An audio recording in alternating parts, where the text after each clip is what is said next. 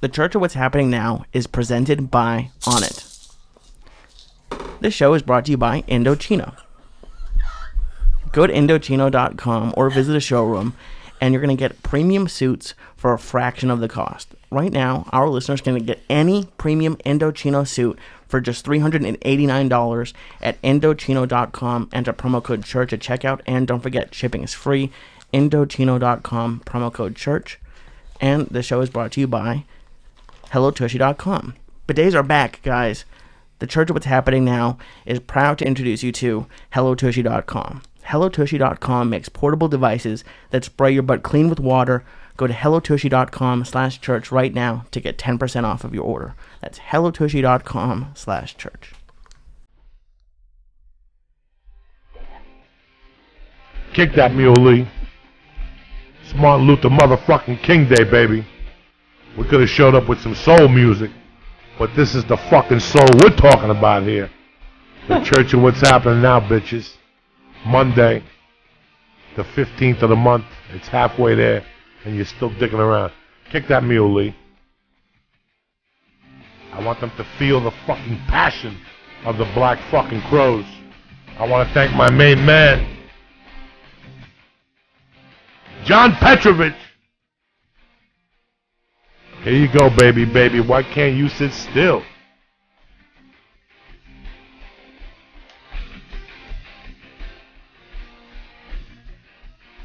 Lee Syatt, Kate Quigley, and your Uncle Joey Diaz, cocksuckers.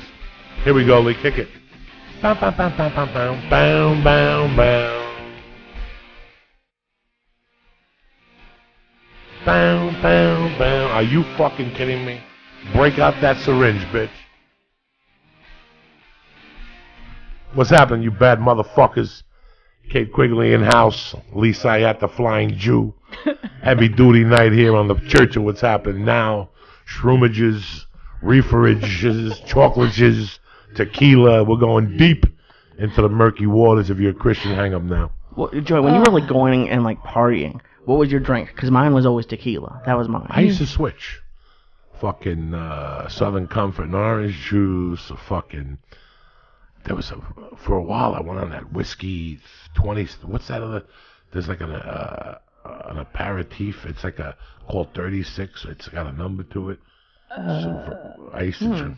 That I sounds used to drink expensive. Rusty Nails. I used to drink everything, Lee. When you're a coke fiend, you drink whatever's in the fucking house. Paint syrup, cough syrup, paint thinner, whatever the fuck you got, I'll mix it with water. I've never done coke and drank paint thinner. Whatever the fuck you got. Fucking. You weren't on his level that fucking red drink, the red shit. Hawaiian punch. Yeah, whatever you drink, whatever you got, I'll drink.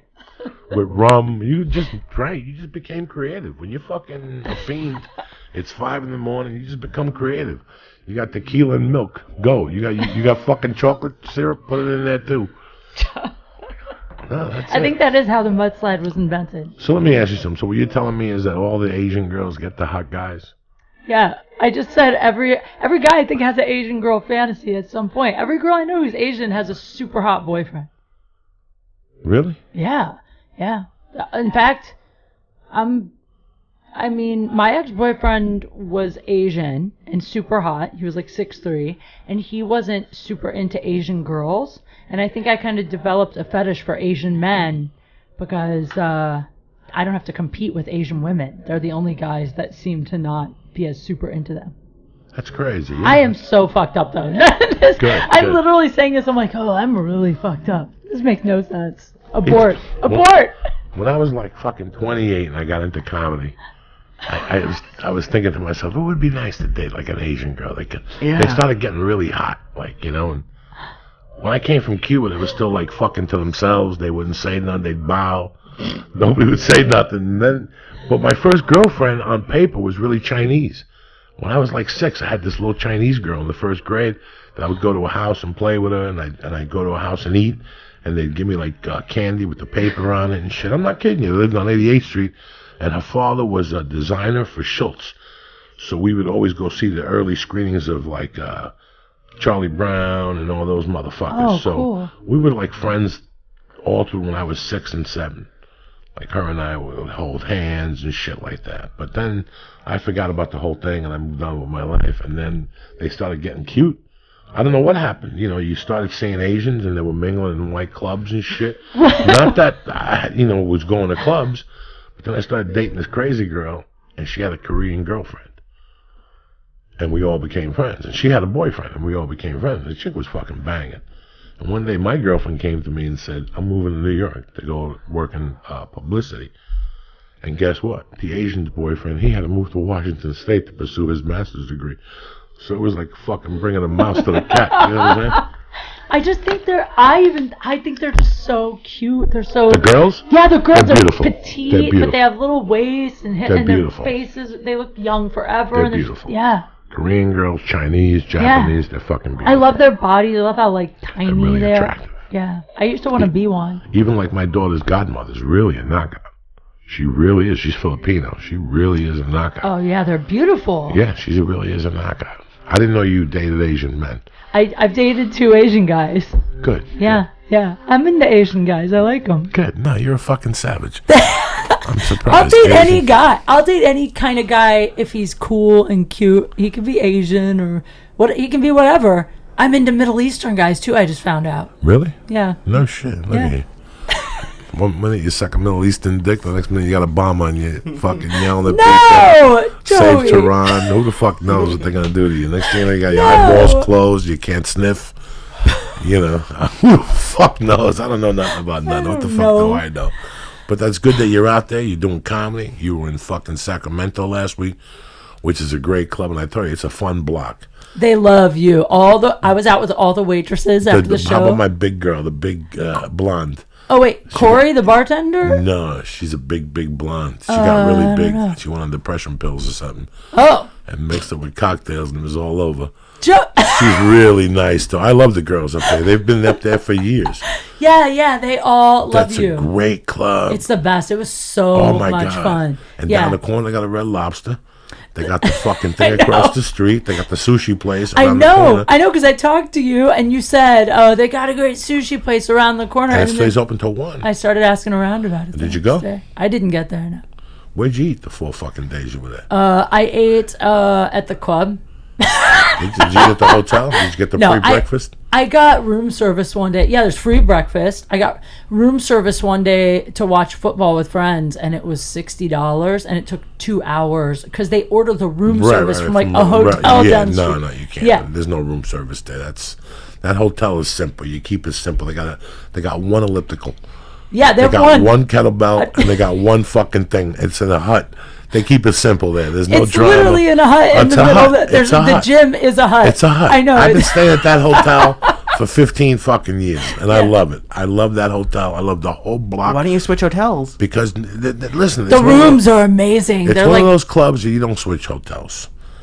Across the street was an Asian barbecue place that Ari would live in there. Ari would call me from that place. Really? I didn't see that. No, they closed down. And then they had the Gap. They have that clothing store across the street off the rack, like the Nordstrom's off the rack. Yeah. So you got 3 days of entertainment. Yeah, there's all you can eat frozen yogurt. Yeah, that's right. There's a Starbucks right there. One fucking block. There's In-N-Out. One block. Yeah. And Chili's. You don't need a car. No, you don't need a fucking There's car. a Chili's. There's a place called Twin Peaks, which is like a local Hooters. You want to track me to your comedy club? I don't need a fucking car. Like Cleveland. Cleveland is 50 fucking yards. I'm so with you. The hotel to the club across the street is that fucking Mabel's barbecue. Oh. Jesus fucking Christ. That's what you were saying. Jesus fucking Christ. Then they took me to the famous fucking pastrami place. In 2 days, I went to the best places in Cleveland. I mean, it was off the fucking chain. Well, you don't really need that many places, because whenever I go anywhere with you, like the true testament if Joey Diaz likes something is if he goes 8 times in 2.5 days. I went to Slyman's. I did that too. I went to Slyman's and got corned beef. Oh, They're famous for corned beef. The first time I went there, like in '98, I went in the afternoon. There was a line around the fucking block, but the dude I knew people, so we cut the fucking line. This time there was really nobody there, just some army guys. And we went in there and got 2 eggs with, that was the day my sleep apnea fucking machine broke. Oh my God. You didn't get any sleep? The fucking first night was horrid. Oh God. Let me tell you something. The day was great. I panicked. I really thought I was going to get caught in traffic. I picked a 10:30 a.m. flight. which is a horror show. But it all fucking worked out, okay? It all worked out. I got up at 6, and I left at 7:15, and I thought I would get there by 9. I needed to be there at 9:30 to make the 10:30 flight. It was a 10:35 flight, so I needed to be there at 9:35. So the night before, Lee and I got fucked up, and he set the phone for me for Uber, not the regular car, and not the X, the black car, but the one in the middle, a nicer car. It's like premium or something. Oh, okay. This is only my luck. You understand me? So I didn't even know there was a third level of Uber, by the way. Lee told No, me. it's between Uber And X now and then Lyft Black. started it also now. Lyft has okay. it also now. So I set it for 7:15. I'm ready to go. Protein shake, breakfast. I see the baby. Baby comes out before I leave. I give her a kiss. My wife. I get in the car. He's an Armenian dude. Lexus, beautiful. Fucking cuts off half of fucking Burbank Boulevard. Gets on the 405. And I gotta tell you something. I was there in no time. Guy turned out to be great. I gave him a star of death. I was eating edibles in it, and he's like, "What are you that's doing?" your tip. Oh yeah, no. I gave him a 20, but I also gave him a star of death. I thought he was going to say, like, I gave him a 5-star rating. And Nope. no.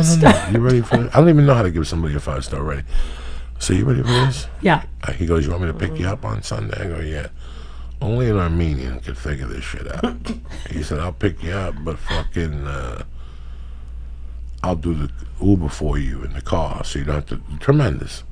And on the way, he picked me up Sunday, and he's telling me all about how he ate the star, and he got fucked up. And he had to drink a gallon of milk. Oh my god. And he's on new driver. But let me tell you the whole thing. I get into the airport. I walk right through. I mean, it's empty. Boom, first class ticket, upgrade, boom. Walk to the gate. I'm gate 85. I walk all the way to gate 89. I'm stoned to the gills. I just ate a rocket chocolate. I ate like 3 or 4 stars. I must have Like smoked. right now. At 6:30 in the morning, I'm in my backyard doing bong hits of fucking that Carrie Fisher weed, the original OG. What is it? And that's late for him. We've been on planes at 4 a.m. where he's high as the fuck. NAOGs. Oh, my Oh, God. I was gone.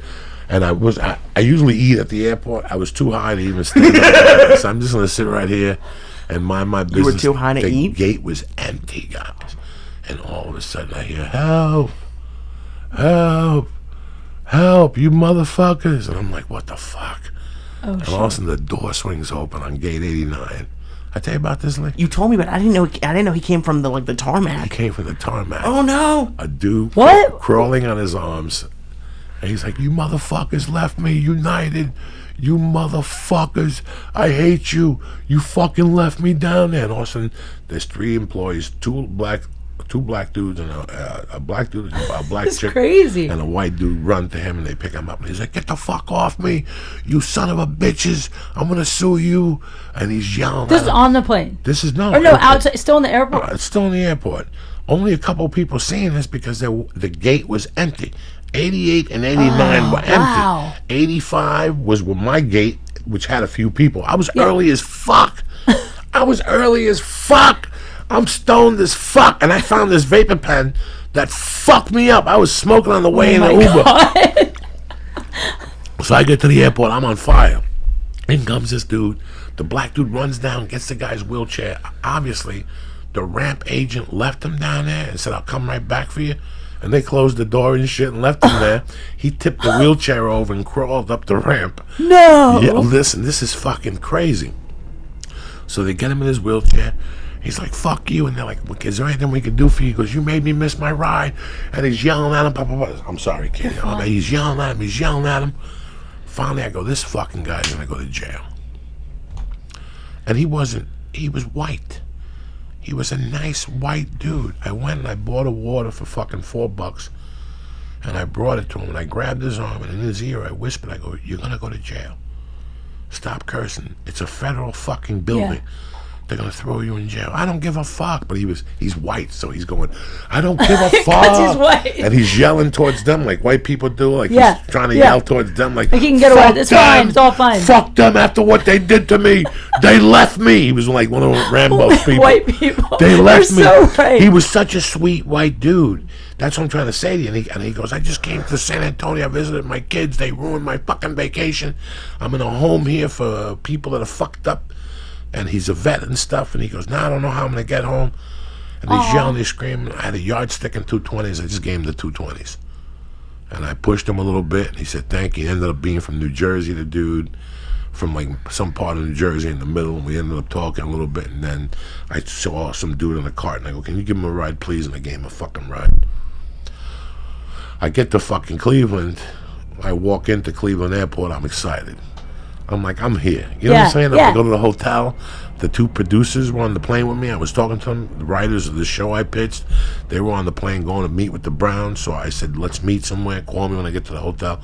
I walked into that airport. When I saw Welcome to Cleveland, I was like the Fort Lauderdale shooter. You know what I'm saying? I went in my pocket and took the last star and popped it right under the Welcome to Cleveland sign. Oh, my God. Oh, my God. I get to the hotel. I check in. I go to my room. For some reason, every time I fly, I feel dirty. So I always get off the plane, Me too. wash my pussy, I change, Me and too. I go do what I gotta do. Yeah. You just feel dirty. I don't like getting off a plane and hanging You out feel with so nobody. gross no matter You're what. It could be a gross. 30-minute flight. Yeah, You feel dirty. disgusting. Let me go home, wash my pussy, shit, Yeah. clean my ass right. I couldn't even shit this morning before the flight. I was nervous. I wasn't going to make the airport, so I just canceled it. Now you got to fly and drop little farts every 20 minutes, and you can smell that death coming out of your muffler. You're like, where's Tushy when I Your need it? seat doesn't decline. Oh, my You're God. in front of the toilet. You hear everyone So for shitting. some reason, Kate, I went against the grain, and I go, I'm not going to take a shower. I'm going to unpack a little bit. And I took my sleep apnea machine down. I put it on the counter. Oh, no. I plugged it in, and when I went to plug the back in, it went zzz, zzz, zzz. I saw sparks coming out of the wire. I go, oh, no. Oh. And I look at it again, and I try to plug it from a different angle, and it goes zzz, zzz, again. I try to put the wires together, and it's going zzz, zzz, zzz, zzz, right on me. I'm like, oh, no. I called the fucking hotel maintenance dude. I go, do you have an electrician on staff? He goes, yes, we do. He comes up. He's half retarded. You know, he got hit in the head with a missile in some fucking country. He's like, well, I can't put tape on it. I go, give me the fucking tape. I tried to tape it. It wouldn't work. My body went into shock. My whole physical, mental being. I always knew one day that day would come where that machine was going to break. Oh, God. Or It's there was so going to be an scary. accident. So can you not sleep without it? Here's the deal. It's dangerous, I'm right? addicted to the machine now. I fall asleep all the time. I fell asleep on the plane yesterday. There's nights I fall asleep in the living room. If I'm sitting and there's an angle, I can fall asleep. If I put pillows up in bed, I can fall asleep. You can fall asleep. The problem was I didn't have the machine. If you came over tonight and said, Joey, try to sleep I with the see. It's machine, mental. It's just mental. Yeah. It became mental. And from 6 to 9, I ate. I said, you know what? I called the doctors. It was 6 o'clock Cleveland time. There was nothing you could do. But now I found out there's a service that you joined, and it's 24/7. You call them within an hour, your machine is there. They No find way. a machine for you. That's amazing. So I go to the restaurant, the barbecue restaurant at Mabel's place. It was fucking delicious. I got a brisket sandwich, and I got the baked beans with the jalapenos and the brisket in it. Jesus Christ, Lee. I'm getting hungry. Like I thought, like when you told me that, I thought you were trying to eat heavy to fall asleep. No, I went back to the Oh my fucking... God, the that sounds brisket good. sandwich wasn't that big. No? I went back, no, it was a designer restaurant. It wasn't like a place in Austin.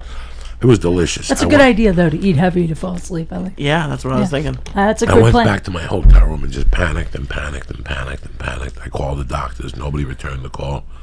By 9 o'clock, it had become a reality, you know, and it's like when you have that last cigarette, you could fall asleep. It's when that cigarette is gone that it's really tough. Oh, and in my man. world, it's like being a coke fiend and somebody blew up Colombia.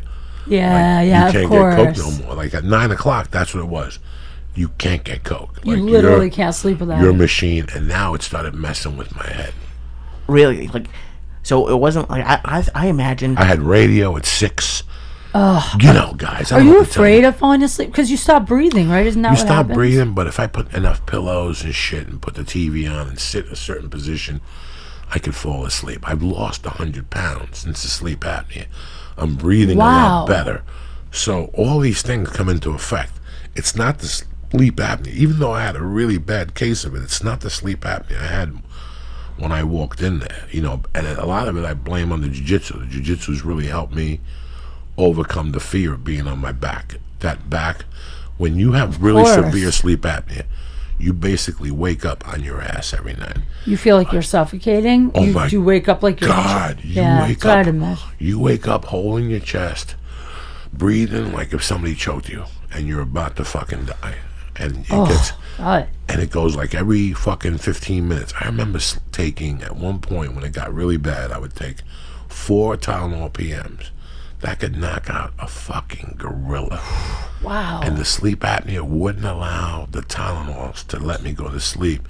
Oh, you got to be so tense. It's like your anxiety kicks up. I would just smoke cigarettes, stay up, and fall asleep smoking cigarettes. There'd be burn marks all over the carpet. I had to replace the carpet. $400 carpet in that living room because all the cigarettes, I fell asleep watching TV. My wife would have to get up. Yeah. Never caught fire. No. The sleep apnea I had was horrible because I was compounding it with drug use. I wasn't taking care of myself. My diet was bad. I mean, everything was bad about it. So that's why when I went to jiu-jitsu, that was the closest thing that I'd experienced to sleep apnea. And I said, I can't let this beat me anymore. So now I can breathe on my back. I don't panic. That's awesome. That's awesome. That's so good. But still, the other night, by 3 o'clock, Kate, I can't tell you what I felt like. Because I actually took a pillow and put a laundry bag around it, put the shower on real hot, and I just went in the shower. Because in the old days, I could fall asleep in the shower when I first had sleep apnea. Really? Yeah. In the shower? Yeah, the steam would open everything up, and the slant of the shower. I guess that makes sense. Me? Yeah. So the shower, no matter how it is, some tubs are designer tubs and there's a big slant. It's like getting a massage as you're falling asleep. It's warm. And some tubs are Puerto Rican Actually, it tubs. sounds kind of great. Yeah, I would fall asleep in the tub for 3 I might start doing that. It looks like my homemade waterbed. The reason why I never moved out of Hollywood wasn't because it was rent controlled. I had parking, and it had a boiler the size of Godzilla's dick. You ever go to somebody's house and have a $3 million home and you take a shower and after 10 minutes yes, the water goes? Always. And That's you go, always why have a $3 million house? If you have no water, if you have no hot water. Yeah. I never understood that. That always happens. Same at hotels. You ever notice the more expensive the hotel is, no, there's the always less time the hot water works? Fuck you. What the fuck is that? I've sat in those hotels for 3 fucking hours. Waiting. That's why there's no hot water for you, because at 7 a.m. he takes a 3-hour hot shower. I fucking go. There should be enough people at the Ritz-Carlton for everyone to take a 3-hour fucking shower all day, every day. If Listen, they want man, to. I will keep going to that South Point casino until they have me. They have the best showers. They have the best shower. They do. I would drive off the strip. I'll stay 15 minutes off the strip for that fucking shower. Let me tell you something. That walk-in shower with the water hitting you from the top and the side walls, Just the best. and the shower, and I get super fucking high. I'll eat 5 stars just to take a shower. How great is the shower high? Normally the No, shower is great. There's nothing like smoking the dope, eating. Listen, here's the lineup. You get up in the morning, you drink a little coffee. Right after like 15 minutes to get the appetite going for the eggs and the bacon, you just take 2 hits off the magic pipe and you just sit tight. You smoke some, you drink some more coffee, you pop a nicotine gum, you get. Wait, I'm sorry. The magic pipe. Sure, that's weed. Yeah. Oh, okay. Just checking. Just little trying generic, to keep track of the. Doesn't have to be killer This is weed. my first drug experience. You just want 2 little hits to open up your mind nice and early at 7:30. I don't want you to pass out. 6:30, 5:15, whenever your day starts. I would like to take my mind back to there. I would hate the roughest times for me were being young, when we were too stupid to understand why you didn't get up 15 minutes before you had to be there. Up to the 8th grade, we're so stupid because we have to be at school at 8:30 and we want to get up at 8 and just go to school. Of course. All fucked up. But as you get older, you don't realize that hour and a half before, just to sit, realize why the fuck you're doing this, realize why God put you on this planet, and also I need time to take a shit. Right, take a shit and get dolled up and the whole thing. That's the real reason I get up extra early. Have the coffee. But to get up in the morning and smoke a little bit, just a little bit, 2 hits, put the joint out, go do some shit, just get your day started, write out your day, what you want to do, what your aspirations are, and then you make breakfast. And then after breakfast, you fucking take 2 bigger hits. And then you lay your clothes out. And then you jump in the shower. And while you're in the shower, you're plotting your fucking takeover. You see what I'm saying? That's it. If you're legit, you bang one out. If there's nobody around, you bang one out of the respect. I've never done that in the shower. Maybe I should start. Oh, you come on your feet. You don't know what life is like till you come on your feet. Wait, you've never banged one out in the shower? No, I always did it in my bed. It's disgusting. What?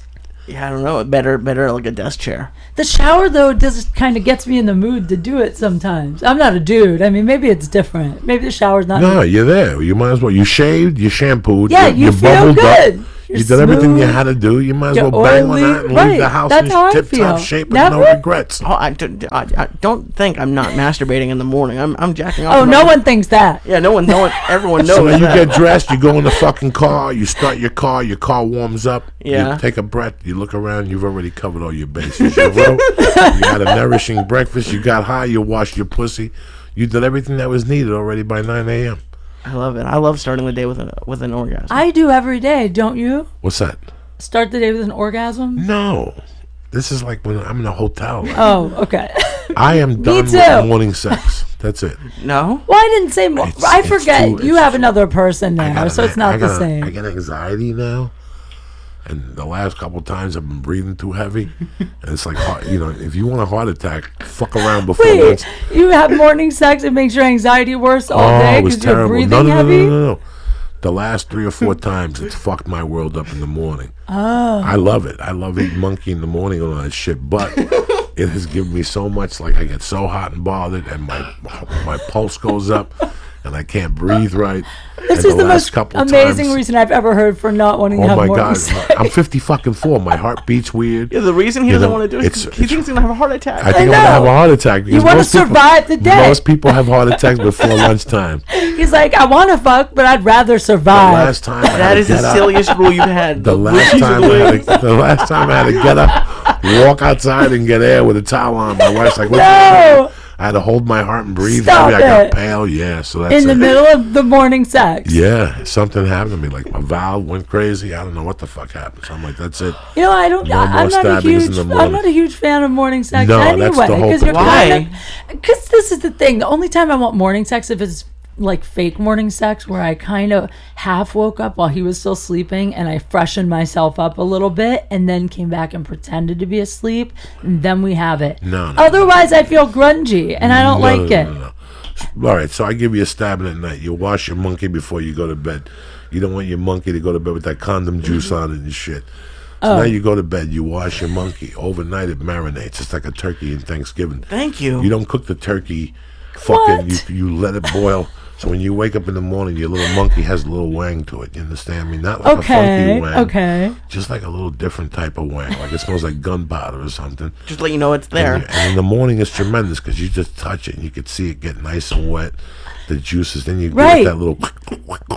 And you rub that motherfucker in 3 fingers deep. You give her a 3-finger Louis. And then you eat that.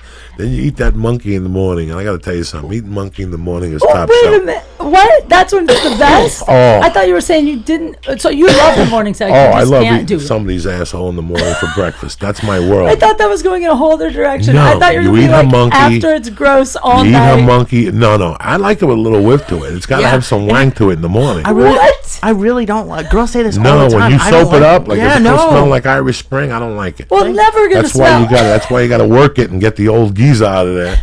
Because if not, but you would like to have overnight curmudgeon cum juice in there. No. I want you to take a shower, and in fact, I'd rather you go to bed without giving you a stabbing. Okay. And you're laying there snoring. I come up from behind you, take your little panties off, spread your legs, lick your asshole a little bit. I'll pop you up, and when I'm licking your asshole, I can actually watch your little clit swell up. You understand what that does to a man? Joey! Your fucking dick slamming hard while you're eating that monkey. You bang one out yourself just to shoot that first load out so you can last a little bit. And then while it's dead Louie and you're eating her monkey and it's nice and wet, you put that soldier in her mouth, fresh in the morning with bad breath and everything on it. I don't give a fuck. My soldier likes bad breath in the morning.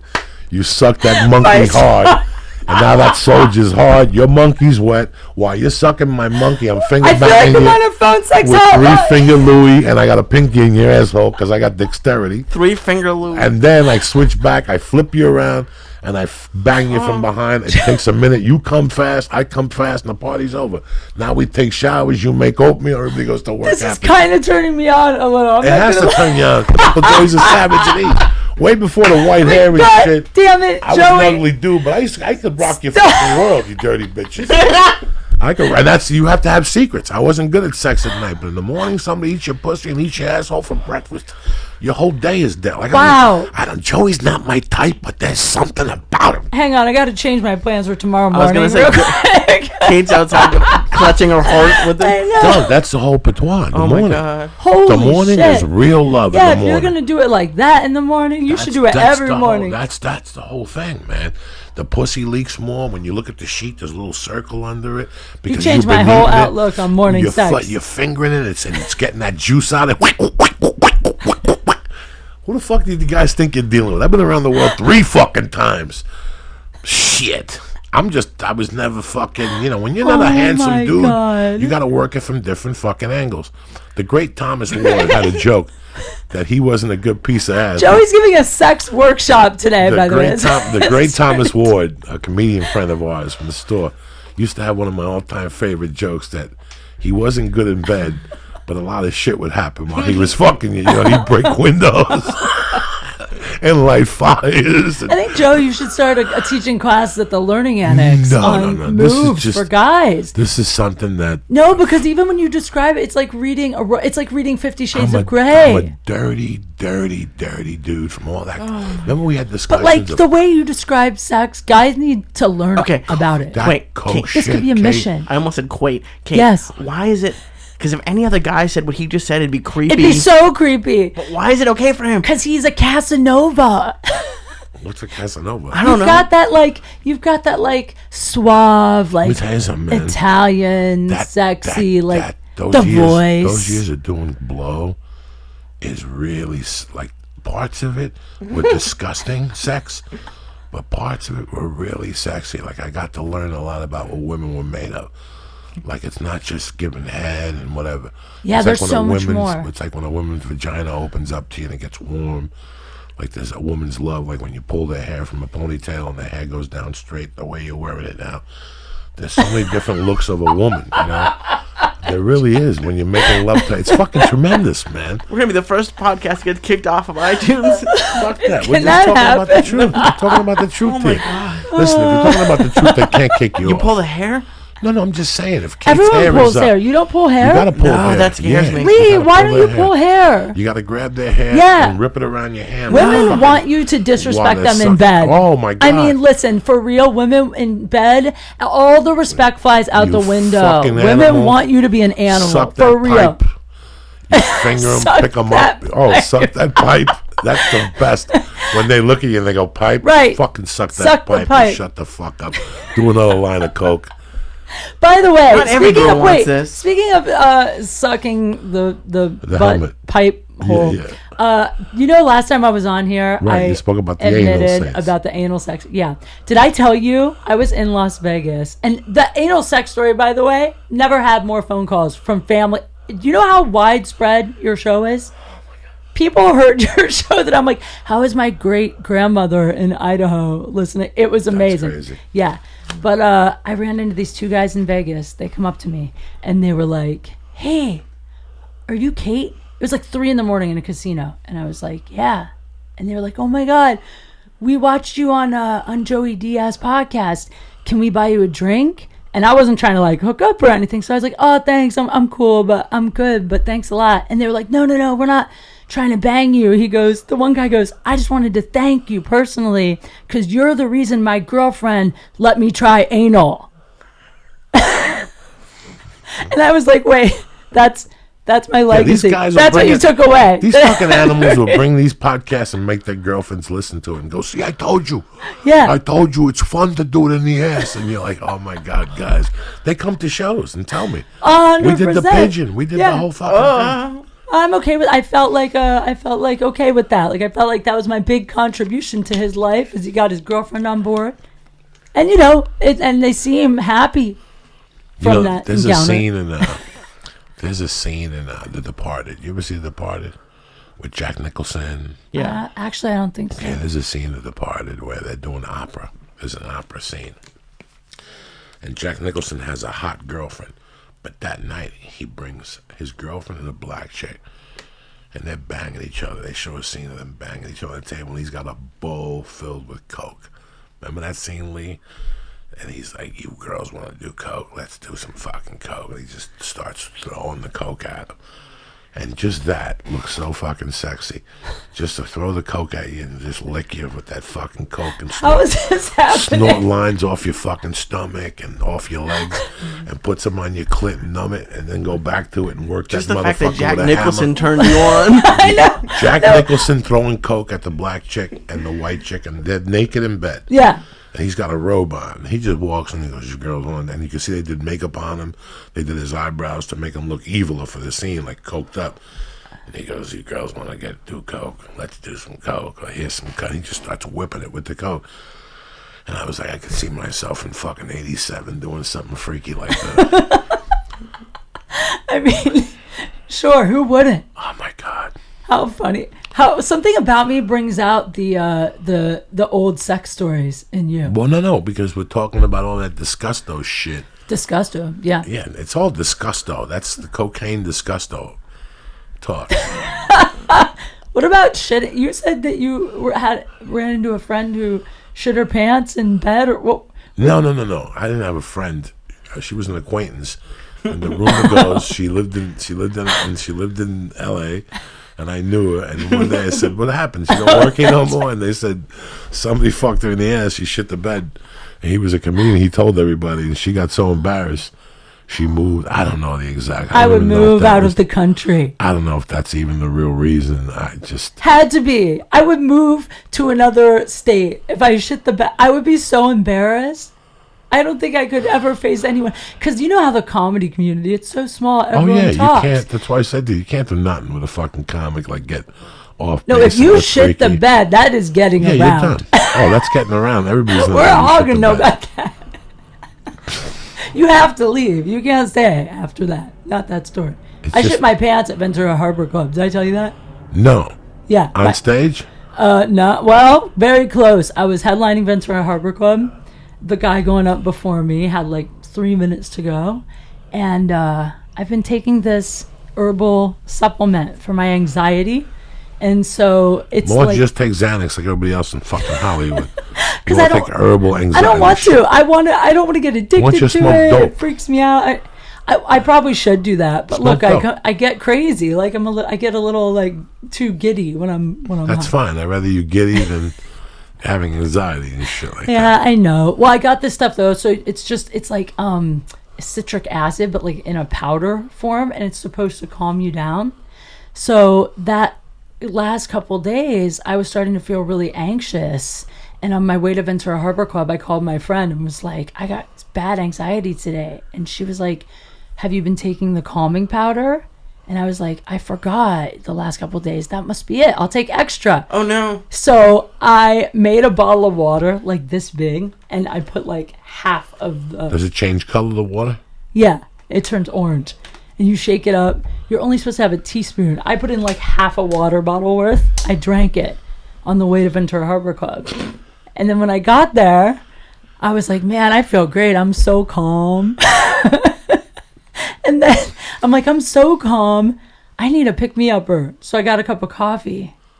Yeah, it sizzled that motherfucker. The dude on stage has 3 minutes left. I take a sip of the coffee and my stomach starts to churn. Yeah, that's it. But I don't want to go to the bathroom because he only has 3 minutes. I'm like, what if he comes off a minute early? So I tried to stand there and wait, and then I started to get a really bad stomach ache, like not be able to go on stage, stomach ache. And then I didn't know what to do, so I was like, well, maybe it's gas. I'll try and like pass gas. And then I tried to fart, and a little turd flew out of your mouth. Came out. Wet or dry or mixed? Like Mixed. a little mud turd. Mixed. How long did you have to stay on stage at the mud no, stage? no. So then I ran to the bathroom. It gets worse, Joey. This is so embarrassing. What's the audience saying? There's still, the guy on stage is like a minute. No one knows this is happening yet. I haven't gone on stage yet. I'm waiting in the back. He's still got like a minute to go. So I run to the bathroom. I get in there, and it's like, you know, when you let a little bit out, a lot wants to come out. It's like the floodgates are open. So I pull my pants down. I sit down. I'm shitting my pants. And then I realized that I had worn this shirt that's like trendy. It's like short in the front, long in the back. So when I sat down, to the bottom of the shirt dipped in the toilet is a white shirt. Now it's covered in shit. So So then I have like under a minute. So I'm splashing the shirt in the sink. I'm trying to clean it up. I'm trying to clean up my pants because there was a little poop in my pants. And then I'm trying to clean up. And then I hear the guy on stage like, you ready for your headliner? You've seen her on whatever. I wasn't even in the room. So I pull my pants up. They're still wet. Tuck the back of my shitty shirt into my jeans and run out on stage and had to do 40 minutes with shitty pants. And I was wondering the whole time, like, I wonder if they can smell it. Sure, they could smell it. I didn't know what to do. And then afterwards, I had to stay and judge a costume contest. It was Halloween. How long have you had anxiety for?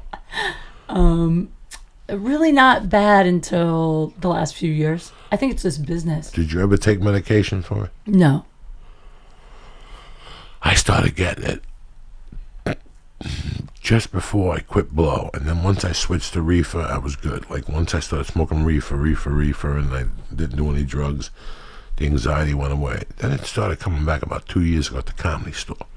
I get anxiety when I go to the comp. Right before I go on stage, my world spins around. I wonder why. But then I started getting it at other places. I got it at the Wilbur Theater.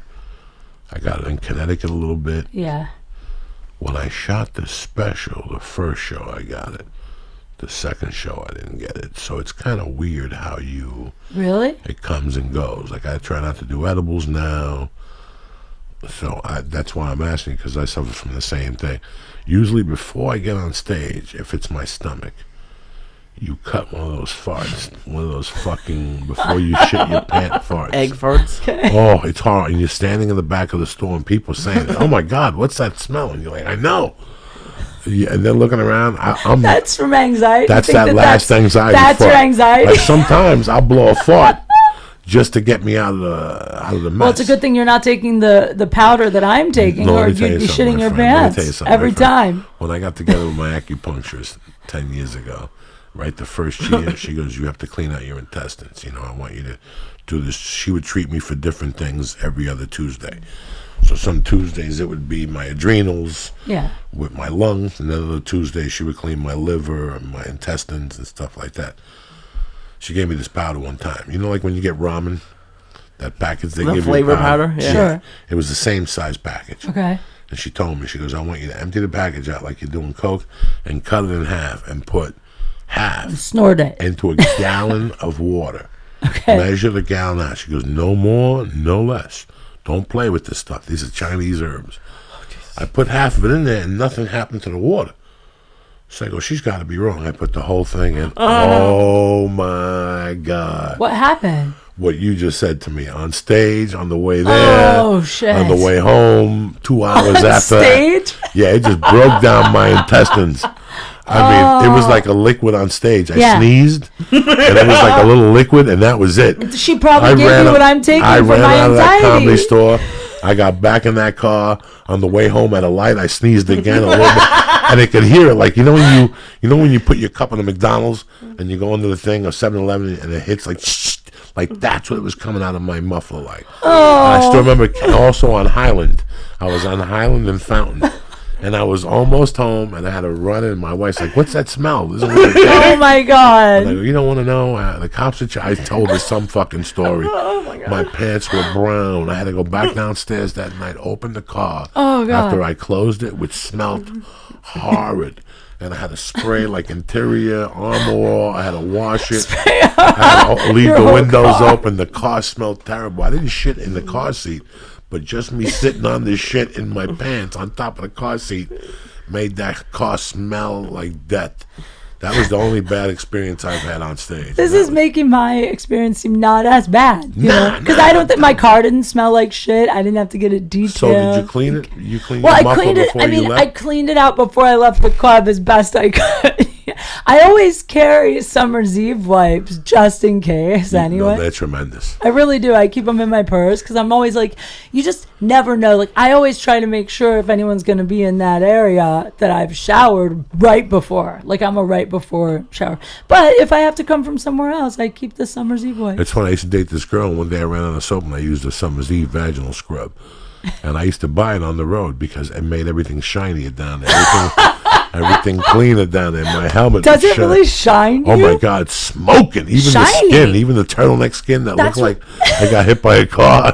I meant women, not men. Wait, what is it? Is it like a vaginal? Yeah, it's a scrub? vagina. Oh my scrub. God, it's approved by gynecologists and it's vagina soap. But I'm telling you something, like If it cleans out a dirty vagina, could you imagine what it could do to your nutsack? Does it have like glitter in it? Or like why No, is it's it just- shiny? what are you talking about? It's got Nutsacks are antibacterial. dirtier. No, Yes. you got an inside. It's like a cat's hole. Okay, but Everybody comes in there. A little bit of cum stays in there. no, it doesn't. Yes, it does. It develops a fungi and mushrooms like Lee ate tonight. And that's what happens over time. No. That's And growing it's inside of you, Kate. trust me, even gravity holds stuff in there Forever. for a long You time. think there's back semen from like 2 or 3 years weeks, ago? yeah. Listen, if I came in you in '82, your monkey's still gonna have a sour taste to it. You know what I'm saying? One of Well, those that I Coke- believe. One of those Coke sperm shots, you're done for a fucking year. You know what I'm saying?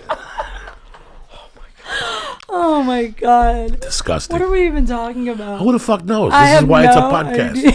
If I wanted to talk about something significant, I'd be on TV. If somebody wanted to hear this shit, they'd put me on fucking World News Tonight, and we could tell Maury Schaefer. World News Tonight. It's yeah, I don't fucking know. I mean, I think the gravity holds some stuff in the monkey. And fucking You're really thinking about it. yeah, because it's true. Oh, how did we get here? There's certain women that you date that after you date them, your helmet smells a certain way. No. Yeah, I used to date this girl for like 2 years, Wait a second. and For how long? and every time I'd bang her, I'd smell my helmet. How do you smell your helmet? what are You- you you- talking? How can you even reach that? You scrub your little helmet. and No, you sniff your don't. fingers. Yes, you do. No one does this, Joe. And even I've and then, never heard of a guy No one's doing ever done this that. ever. and then in the mornings, I would wake up and smell my helmet, and it would smell like a monkey, even when I wasn't with her the night before. No, Yeah, I don't. Had you just not taken a shower since you? you know me, dog. I'm I a just shower want to dude. know what guy gets up in the morning and smells it. No one. I've never heard of You gotta smell it. You gotta know where you I stand. smell Listen, everything. I love this because I think that all girls should do a little taste test, yeah. you know? But I've Wait, never what? heard of a guy doing like. What woman haven't you taken home that before you're gonna dig into the monkey, she goes, "Hold on, let me go pee." She doesn't have to pee. She gotta go double check and make sure everything's clean down there. There's no skid marks. Yeah, but there's no old fucking hair down there. There's no fucking toilet I paper. mean, I That's guess. what women Yeah, do. but she doesn't You- finger herself and smell. I don't think. Women will scratch us a little bit. I just won't That's hook up not- if I know that's happening. Like if I'm out somewhere and I meet someone and I just had a shower, nothing has happened between the shower and then I don't mind. But if there's any chance of anything going on down there, like when you go to ballet and Yeah. you post those pictures and you sweaty, that's when people want to eat your asshole. They don't want to eat your asshole after you steam. Joey, Wait. They want to Joey. listen. If I dated you, Where did that come if I from? dated you, I'd make you come home after ballet and let me eat your monkey fresh from ballet with that fucking little floor, that little ballet shoe smell to it, that little yoga pant wang to it. I would make you directly come home. Don't stop at 7-Eleven for cigarettes. Don't do nothing. Come home, where are these men? and when you Where take are off these those guys? little panties that squeeze the little bit of hair to your little top of Joey, your little monkey, Joey. that's done. It's like Pearl Harbor. It's going down. You know what I'm saying? I feel so dirty. You're Japan and I'm Godzilla. You know what I'm talking about? Joey, I can't handle this. What the fuck? I love how we said that's when guys want to eat your asshole. That's when a guy wants to eat your pussy. They don't want to eat your to be pussy hon- when you're Is clean. that Let's the be honest. secret? Listen, every man wants you to go to ballet. They want you to run an hour. No Go do man's ever curls. actually asked me to go to Go ballet. do fucking That hasn't happened. kettlebells for an hour and come back and see me with that dirty That's- monkey from the night before.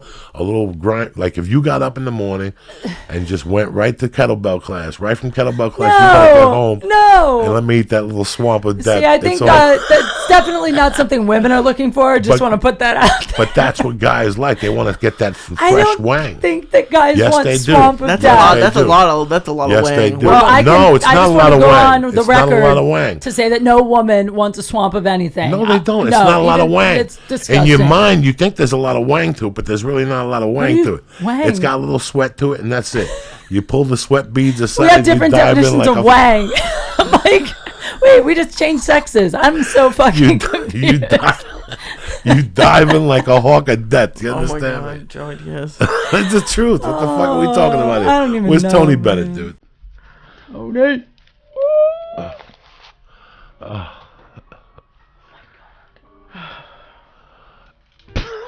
Thank God for Tony Bennett in times like these. I am so high, I don't even know what. I can't even keep track of the conversation. Are you guys as fucked up as I am, or is it just me? Probably. No, probably we're the same. Who wants a bung it? No, it's not. You gonna finish that chocolate? Give it to Lee. No. Lee wants it. Lee wants it. No, I don't. No, yes, I don't. he does. Lee, it's 10 milligrams. Come on, at this point, who cares? Eat the fucking Can I thing. go pee? You go pee. Yeah. Oh my God. Oh my God. It's like right now when you go pee, before you go pee, scratch above the clit and bring it back to us. Bring it back to us. You call first dibs.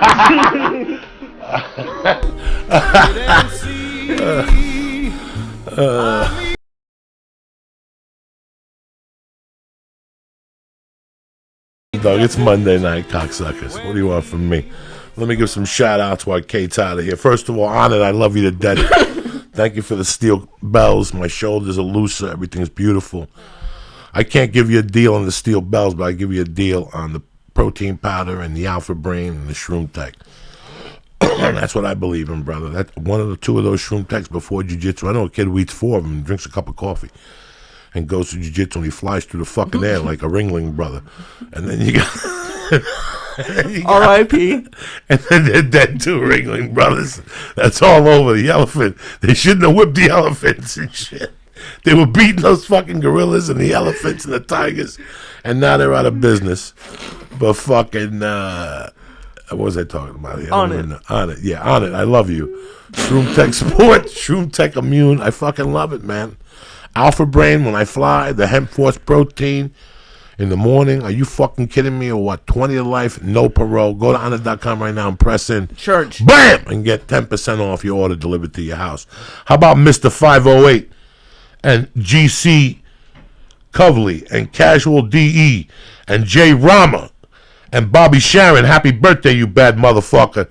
Your wife made you some fucking steak with raspberry sauce. Who's better than you? Richie McManus, Nick Smith, the Lalingus family in Chicago, North Shore Scott, and Pamela. I don't know, Pamela Gray or something. Let me sniff your finger. Will you filthy out? Stop it. Go ahead, sit around me. You're gonna stand there like fucking Superwoman with dirty fingers and shit. Did you wash your hands? Yes. Good. But that's what guys want. They don't want a clean monkey. That's in the movies. Oh my God. They want it to have like an odor to it, not an odor. Like I like gunpowder. I used to date a certain woman that her monkey smelled like gunpowder, like when somebody lit a fire. Gunpowder? Can you bring some gunpowder in so I can have some like? I don't. You don't know what gunpowder smells like? I guess not. When you were a kid, did you ever play with those rocks you cracked together and they smelled like gun smoke? Yeah, but I've never had a vagina that smelled like that. Listen, if you date a woman that her monkey smells like gunpowder, keep her. You know what I'm saying? That bitch is on fire. They come around once a generation. George Washington fire. Killing motherfuckers. So what's going on in your life, Kate? Besides what's going on with comedy and the TV, the Playboy show? The Playboy show has been great this season. It's called Undercover. If you guys haven't seen it, it's this season was really fun. We got into some dope shit. How many episodes you shoot? We shot 12 both seasons.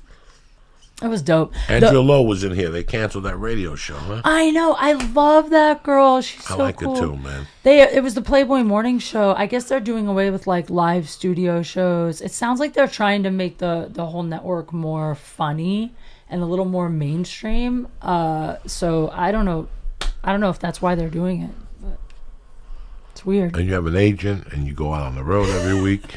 Which is good. I see you hustling. I try. Which means the world, man. I try.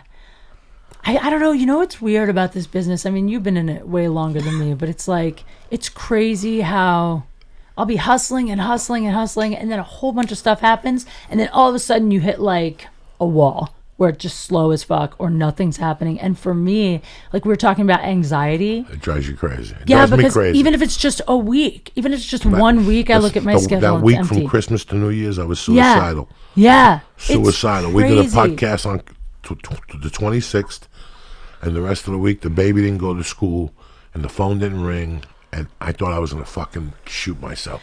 Yeah. I get anxiety also. I'm like you. I get anxiety, but I get you know, it's weird because you've been here for 10 years, and you have to. This is why I was telling Lee and I were having this conversation that it's like when you telemarket. Okay, we're telemarketers. We just telemarket comedy. Yeah. Okay, that's pretty much. This is basically it. So right now you're a feature act and you're calling hilarities in the Tempe Improv. Thank God you're funny and people see what I see in you. So thank you. I had a week that was close. You know, I didn't want to compromise you. I know that you do TV work. If something happened, you could drive back to Tempe. So I asked you, but you know, you're never a woman to complain. You know, you're never a woman to say that not giving me spots here or there's only, you know, go to the store. They don't give women spots. Then go somewhere else. Then go somewhere else. If you're worried about not spots at the store, you're not worried. You lost the mission. You lost the mission, which is just to do fucking spots. And you can find them and you can make your own shit now. I see you in Ontario. I see you driving to fucking Mars on a daily every night. I see you. I mean, I just like, at the end of the day, it's fun. There's nowhere I'd rather be. You know how it is. I mean, it's like the time that you spend on stage, it's exhilarating. And I mean, so I feel so lucky to get to do this for a job. And that's why I work so hard. Because I recognize, like, when I go home and I see people doing the same jobs they were doing when I left Ohio when I was like 19, I'm like, God, I'm so lucky. Like, even on the times that are slow or I'm not working that much, I'm like, this is still like an awesome job at the end of the day. And you're here in the game that people dream of. Like, that's people it. Dream of being here, and you're here. People talk to you. You have an agent. I feel so lucky all the time. Like I tell Lee, you telemarket comedy. So I tell Lee, we don't have a day off in this life. Days off for people that are worried and regular. Yep. Or animals of death, there's no days off, because that day off, you're going to have a day off later because you didn't make calls that day. That's why you're dead those 3 days, because that day you didn't make any calls. If you always have calls in the pipe.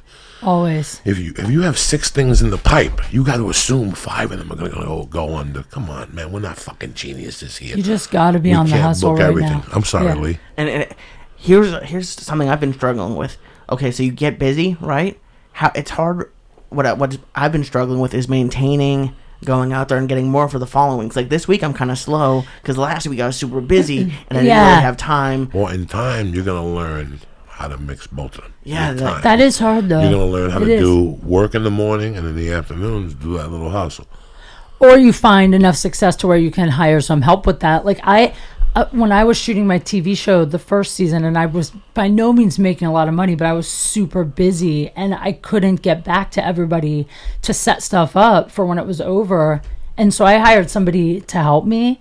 And like, I'm saying this sounds almost like so Hollywood and braggy to be like, I hired someone to help me because I was busy, but it helped. I spent almost nothing on it. Like, I found this lady that was willing to do it for super cheap. It helped my anxiety. It helped me get organized. It helped me, like, plan ahead. And now I'm a huge fan of, like, spending money on someone to help you. Absolutely. I was always do it myself. Like, even in school, I wanted to do projects by myself.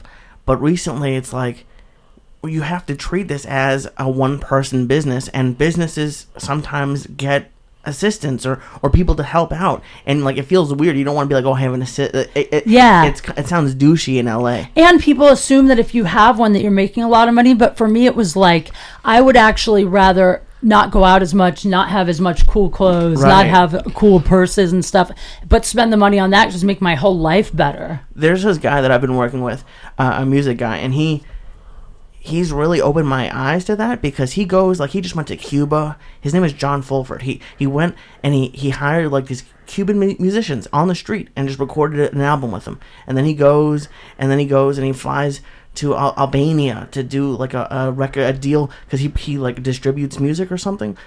And he like flies there just to do a meeting. And it's like, you're hoarding money almost when you start out because you're so broke. But it's almost like spend money to make money. You have to to just put yourself out there. Yeah. If you can find a way, or even like a lot of like interns, that just want to learn about the business. Or I'm very selfish. My wife helps me to a degree. Lee helps me to a degree. But there's a degree that I can't explain to Lee what I'm doing. It would take me too long. You know, I call Lee after I do the work, and I try to tell Lee, I see what you're saying. this is what we Yeah, did, you can't Lee, explain today. it. We called this chick, we set this lady up. Yeah. We're playing games with this lady. It's amazing. Yeah. I don't have time to sit Lee down at 8 in the morning because it would take me. We would have to come over at 7. If I got an assistant, I have to come over at 7 and sit there. I see what you're saying. And my day is just bam, bam, bam, bam, which I don't have the time. I wish I did. But what if she was just, you were paying her for like a certain number of hours, and then as shit just popped in your head, you hit her up and were like, oh, write this down. Write that. Like, I'm so disorganized. I almost just needed like, it's almost like paying a mom. You need an assistant for other stuff. You can handle your own business. I think that people would realize how, like Lee says. Lee said something last week that my wife has said, and I can't let that get out. Lee said to me the other day, I tell my wife all the time how crazy you are. I'm crazy, dog. I'm crazy, but I know we're going in. Yeah. I'm not crazy in a bad guy crazy. You know when I'm crazy? When you're fucking around, that's when I'm thinking of shit. Years ago, when I was out at 10 o'clock doing blow, I would think of shit and never do anything with it. Now, when I think of something, like there's times, all right, I had a friend growing up, his name was Anthony. Anthony was a great kid, but Anthony had the family business. So when you were 16 and you were thinking about concerts and you would call Anthony and look at him, Anthony's mind would be somewhere else because he had to pick up a body at 6. So we started calling him Gearhead because the gears were always going. And you know, and if you smelled smoke, that means he was really thinking. Yeah. You know, and there's people like when I get up at, what if I go to bed at 8 tonight? I get so high, and Lee knows. I think it's past 8 already. Lee knows that I would go home on a Tuesday night and stay in, and at 3:30. I'll call Lee and go, Lee, look at what we're going to do tomorrow. Like it's 9 in the morning. At 3:30 in the morning. Oh, yeah. Yeah. Because this is what we're doing. Sure. This is the plan of attack. And Lee's like, hold on one second. He's awake? That's a great. He'll get up. At Lee's a 3:30 savage. in the morning? Lee's a savage. Lee, for the win. The first year of this podcast, we were working on, I remember still calling him one night at midnight and saying, I'm sorry to call you this late. Sorry to call you. And once Lee said, it's okay. Lee, you're a champion. Anytime you have an idea, call me. We're family. No way. This is what people do. Lee, I need you in my life. People call you. Lee's the type of guy that'll call me at 4 and go, I thought of something. I think you should do this here. And it's a brilliant idea. But it took to get up at 4 in the fucking morning. Yeah. If I have to bury that idea and save it to get to you on Monday for the presentation, all right, I don't have time for that shit. I would love you to need see an all-hours person. I'm an all-motherfucker. All-hours person. And when it's got to be done, guess what? It's got to be done. This is what needs to be done. Maybe you can get an Alexa, This so is then what you could needs to be done. you get like an Amazon Alexa. You need like 2 Alexas. I don't have a manager. Because if I got to call you to do your fucking job, we're going to have a problem. And guess what? I've been doing your job just fine for 20 years, and even better than you would do it. You know, you wouldn't So know the movie. Joey does it all. Lee knows. Lee knows that. I'll call Lee at 10.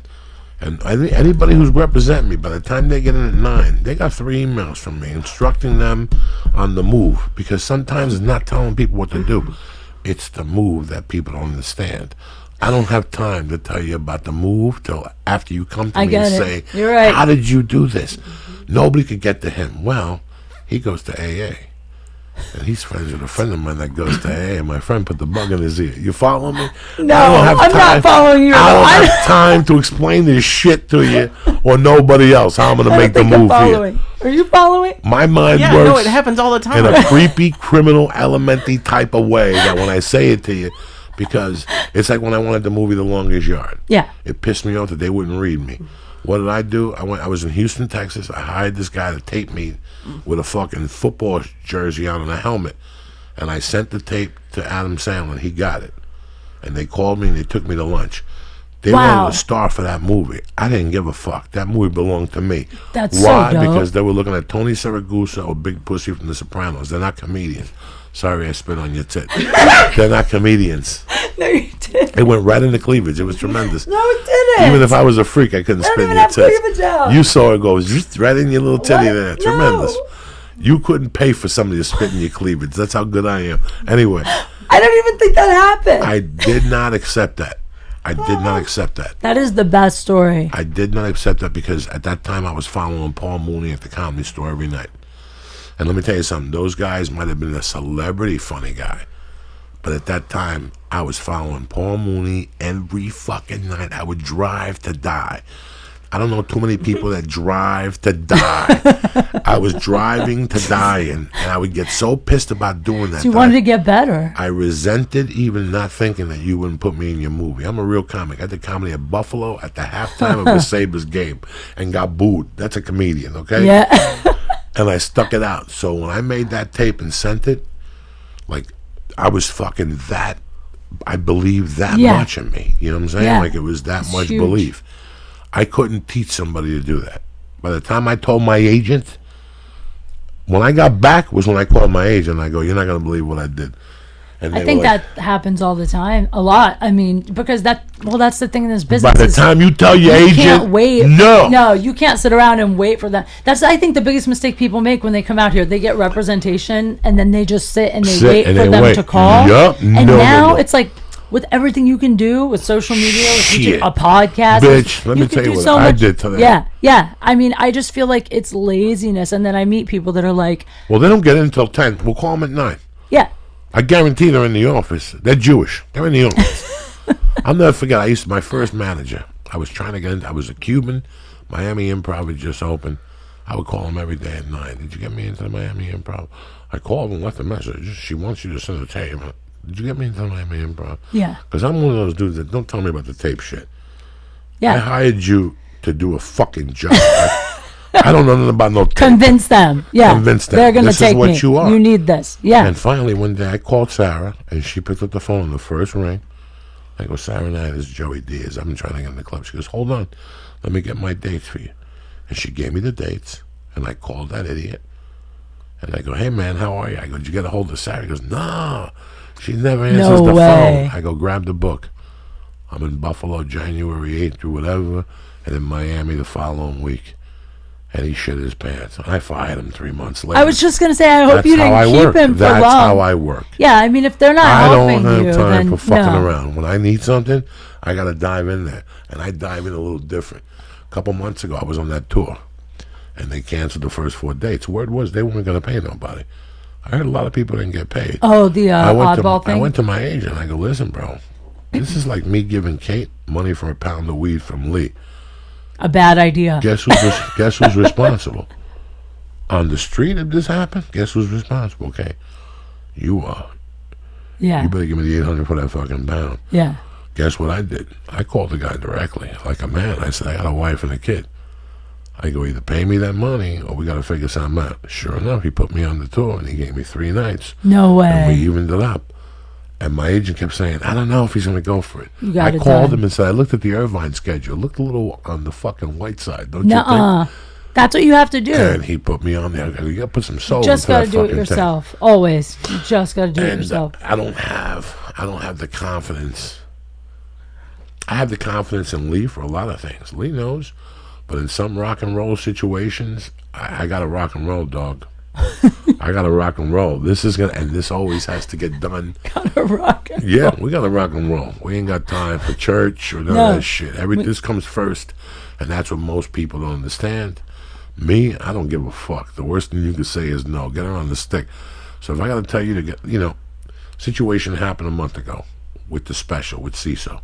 Yeah. And I shut my mouth. I didn't say nothing. When I got the call from CISO the next day that the special had been the #1 viewed special in the history of CISO, Dope. I called the manager and told her. I knew they were going. At this point, they were on the fence. 70% they were going. I fired them before. Oh, wow. But they kept their IMDb up, and they kept getting calls from me, and we kept the relationship open. Oh, I see. And I decided that, listen, you guys got to show up with something. This cannot be IMDb Central, and I'm paying you 10 points. I don't need a receptionist. No. That's what I'm saying. I don't need They a weren't doing receptionist. anything you couldn't do yourself. So when I emailed her the CISO thing, I wanted her to think of the next move. And I gave her 3 days to think about it. She never did it. And I knew right there they were 80% off the gate. Then they had one thing holding them to the thing. That was December 19th. They were supposed to call me. and they never call on December 20th, I said they're gone. Oh, It wow. was that easy in my mind. Yeah. On the 3rd, I picked up the phone and said, I love you to death. Off, and they were like, ha, ha, ha. And I called her on Monday and said, do me a favor. Get me off the fucking IMDb so there's no misunderstanding. I mean, that's the thing. I don't have time. I got a wife and a kid. They have to be I got a wife and a kid, dog. initiating. I got a wife and a kid. Yeah. I need an assistant to do what? To go to the laundry for me? Am I that vain? I need an assistant to do what? To vacuum? But to I come mean- over and do what? And listen to me say what? But what if you needed help with just that stuff even? Like, what if you were like what if you were single and what if you were just so crazy busy and you, I don't know, you just... The thoughts that come into my head, I'm a pot smoker for 30 years. The thoughts that come into my head for business are like people that are molested. No, not people that are molested. What? People that are demented and hear voices and shit. That's how this life comes into my head on a daily basis. So I'll be sitting here going, I got to go to Nashville in 2 weeks. And all of a sudden I'll make a move and at 2 in the afternoon, they'll just come to me. By the time I call Kate and tell her what the move is and why. Oh, yeah, I don't think you need somebody for that mundane of it. Yeah. That's time. Yeah, that's stuff, crazy. You know? Yeah. There's jobs in Hollywood that Lee and I and somebody else were on the show talking about this 3 weeks ago, that one day your show is over and you go to your accountant, or as they call them in LA, business manager, another 2.5% out of your paycheck Right. for somebody to pay your bills. Yeah. With a 50% that one day they're going to disappear. Dane Cook's brother robbed I don't him. think I make enough money for that. Right. I don't know these people. I'm getting are paid in business chicken managers. nachos. I don't know what. My wife's an accountant. My wife does not work anymore. She takes care of the baby. Baby goes to school. My wife could do all that stuff. And I trust my wife. And then if she does take the money, what am I going to do? What am I going to do? If she raised a child, she sat there and a kid came out of her pussy. That trumps everything. She wins. Yeah, she wins. I'm Yeah, not going to she argue with deserves- her. I'm 54 years old next month. That entitles her to 10% off the top or Yeah, something. I'm gonna sit there and argue it. I'll get a little apartment. I'm moving with Lee, and we'll fucking get the party started. I would love to see you guys as roomies in a fucking, studio apartment like the this. real fucking odd couple. Yeah, that'd be great. But Oh my God, that'd you be know, to have Franco run your business affairs and pay your checks, and like, you know, people call me all the time, and the services sound great. I just can't give you my access. I had a great commercial agent. I've known her since she was an assistant. She was like a fucking animal in this thing. Fake tits. She was calling people at midnight with auditions. She was. What does fake tits have to do with she's an that? animal. She's an animal. She would call me at midnight with auditions, this chick. And one day she said, fuck this chick. This chick was a hairdresser that needed money and started being an assistant in an agency. Guess what she did? She bought an agency. And she's an agent today. And I got to tell you something, she's pretty fucking good. Yeah, it sounds like And she was doing she's a great one of those job. women that's a savage. But she made one mistake. What? Her paperwork, the contract paperwork for you to sign with her, they want your bank information. What? For what? To pay you? Is that what they say? And right there, that's where the deal ended. Yeah. That's when I ripped that up and I said, take me off your IMDb. I ain't giving you my bank information. I mean... There's no, well, what if nothing? What if nothing? Put a stamp on that motherfucker and send it fucking via mail. People do it all the time. You don't need my bank You're information. giving no one access. Yeah. But you don't need nothing. You don't need you nothing. can have an assistant who doesn't get all your bank information necessarily. No. I'm not saying an assistant in that level. The reason why I could never have an assistant is because I don't know what the next move is. Right. When Yeah. I get up in the thinking morning, ahead thing. when I get up in the morning, I outline 8 things, 7 things, 6 things. You know, my notebook is to the T. You come to my house right now. It's Do you write it all by hand, All or by is it in hand. your phone? All by hand. All by hand. All by hand. Wow. So if you go to my house right now, it says 1:15 to 1:22 to Sunday, and I have Monday, Tuesday. I have a big calendar. It goes 7 minutes at a time. No, 7 fucking days. That's all I worry about. So 1:50. I have a notebook. Okay, I have a scheduler. I have like a calendar. That's a leather binder. And when you call me and say Thursday at 2, I write it in there. But I don't worry about that till the week of. All my world is the week of. Yeah. So on my notebook it says 1:15 to whatever the fuck. And then I put Monday, Tuesday, Wednesday, Thursday, Friday, Saturday. The top thing is right, 2 hours. Then number 2 is jiu-jitsu at 12 o'clock or drilling at 11 o'clock. Or Wednesday I have a fucking stupid radio interview at 11. My day is on that piece of paper to the T. Wow. I'll tell you what I'm going to write. I'm going to tell you who I'm going to meet.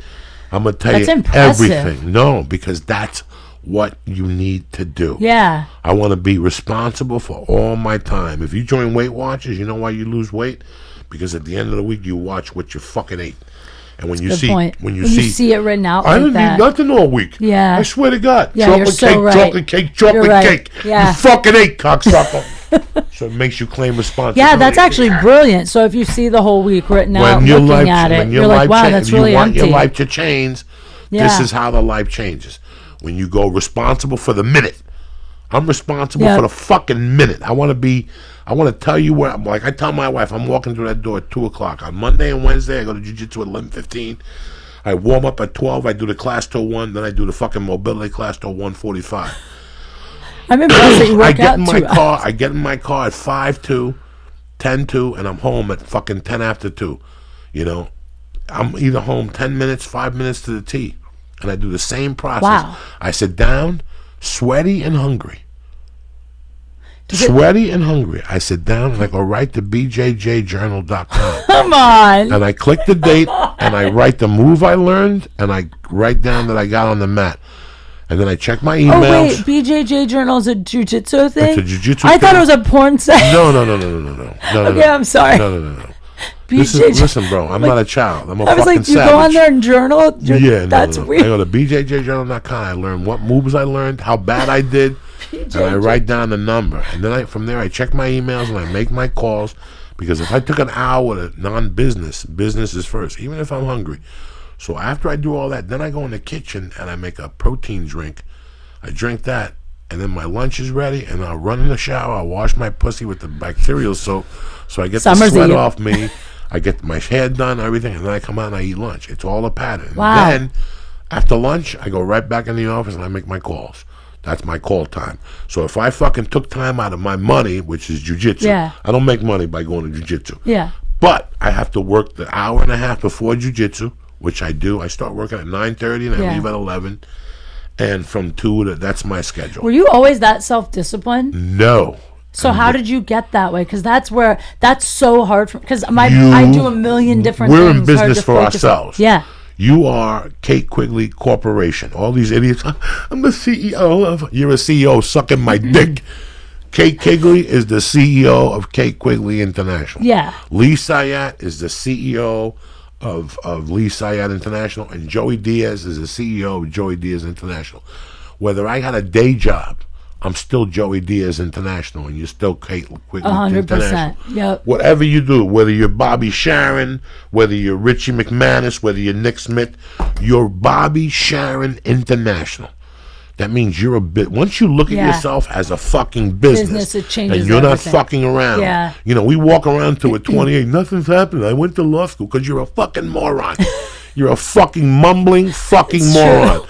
They didn't teach you. And listen, and at 30, I didn't know this. At 35, I didn't know this. And I got to be honest, I don't think I knew this at 40. Huh. And one day in one of my cocaine things, because I was anal, when I did cocaine, I would do math. What? When I would get coked up, I would do math, and I would do. You party animal. What if I sold 40 kilos at 12,000? I paid 8,000. Wait, you're like thinking I'm about one of those selling assholes. Why did you do the calculator? I did no calculator. All Wow. by hand. You know me, old school. Wow. But one night I was just thinking about your time. How we don't take time to think about our time. You know, when I was 25 and married, I didn't think about my time at home.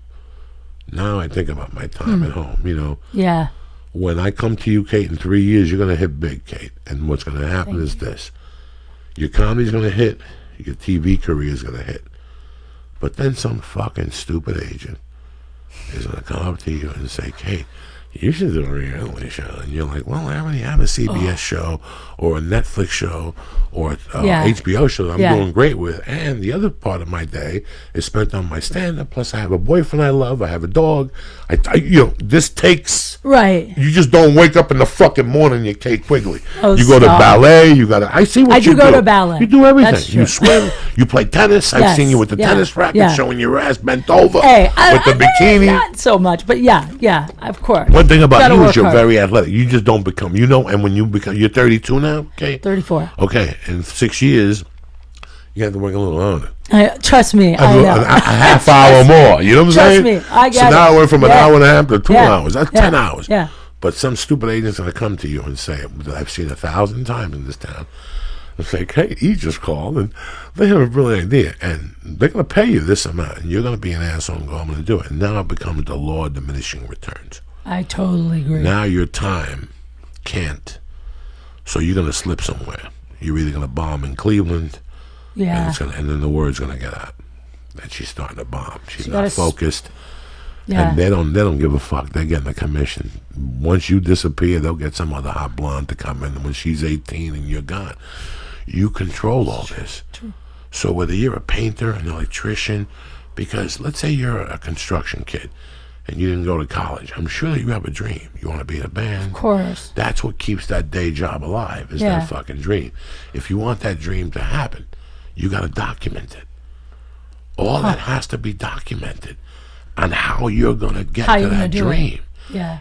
Oh, well, I'm going to start a band and I'm going to write 3 songs. That's not going to fucking work. It's a short plan. That's not going to work. That's a short-term plan with the end with a rope with a noose on it at the end. Oh my God. It's just great path. It's you have to. No, you have to have a plan. You have to take care of your time for everything to hit. It's today, and I started getting it in Boulder. You know when? Before I got locked up, before I went to prison, I started swimming in the mornings at 6:30, and that changed everything. Because I was like, "Fuck, this is the first time ever that I have a day job." And before my day job, I put an hour and a half in a fucking pool. Yeah. And now you start going, wow, this is important. You know, you start seeing the things that are important, but and you start scheduling. Do you think also that it's you? I don't know about you, but it took me a long time to find what the thing was that was so important to me that I wanted. That's the beauty of the journey. Yeah, and I remember. It's not just going to pop in your head. You're going to have 5 fucking mistakes. 100%. Lee, how many career mistakes? How many career changes do we have in our lives? I think it's one every 7 years. Every 7 years. Oh, wow, really? Yeah, that's weird. But we evolve as comedians every 7 years. See, when you first come out here, you write jokes and you get on stage. Then one day your agent says to you, Kate, you have to write your own script. And you become a writer. And the next thing you know, Lee's calling you up and going, Kate, I saw you at the Comedy Store the other night. Can you be a fucking flight attendant in my movie? And next thing you know, you're working. And now you've become 4 or 5 different things. Then you become more popular. And somebody comes to you and says they want you to write a book. I'm not write no fucking book. Yeah. Or you could sit with a writer and give him information. He could write this bullshit about you, and you read it 10 years later and go, I'm embarrassed to take this $100,000. Yeah. I'd rather fucking write this thing myself. 100%. Take fucking 8 years and write what the fuck I wanted to be in there and I wanted to see. So to do all that, you need time. Yeah.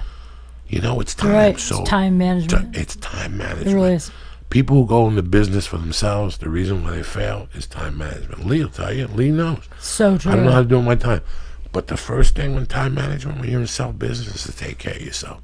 Because I think that shoots chemicals off in your head. It does, 100%. That's why I tell Lee, drop her off in the morning at 8:30 or 7:30. Whatever time she gets on the fucking train, get in the fucking car and take her. Because that gets you out. I don't care if you brush your teeth. It doesn't matter. You're not going nowhere.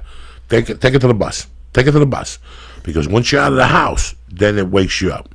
And that's when your creativity starts coming alive. And right from there, you take 2 hits off that joint, and you go to the park in NoHo, and you bring 2 kettlebells out, and you're out of your fucking apartment. You're so outside true. breathing.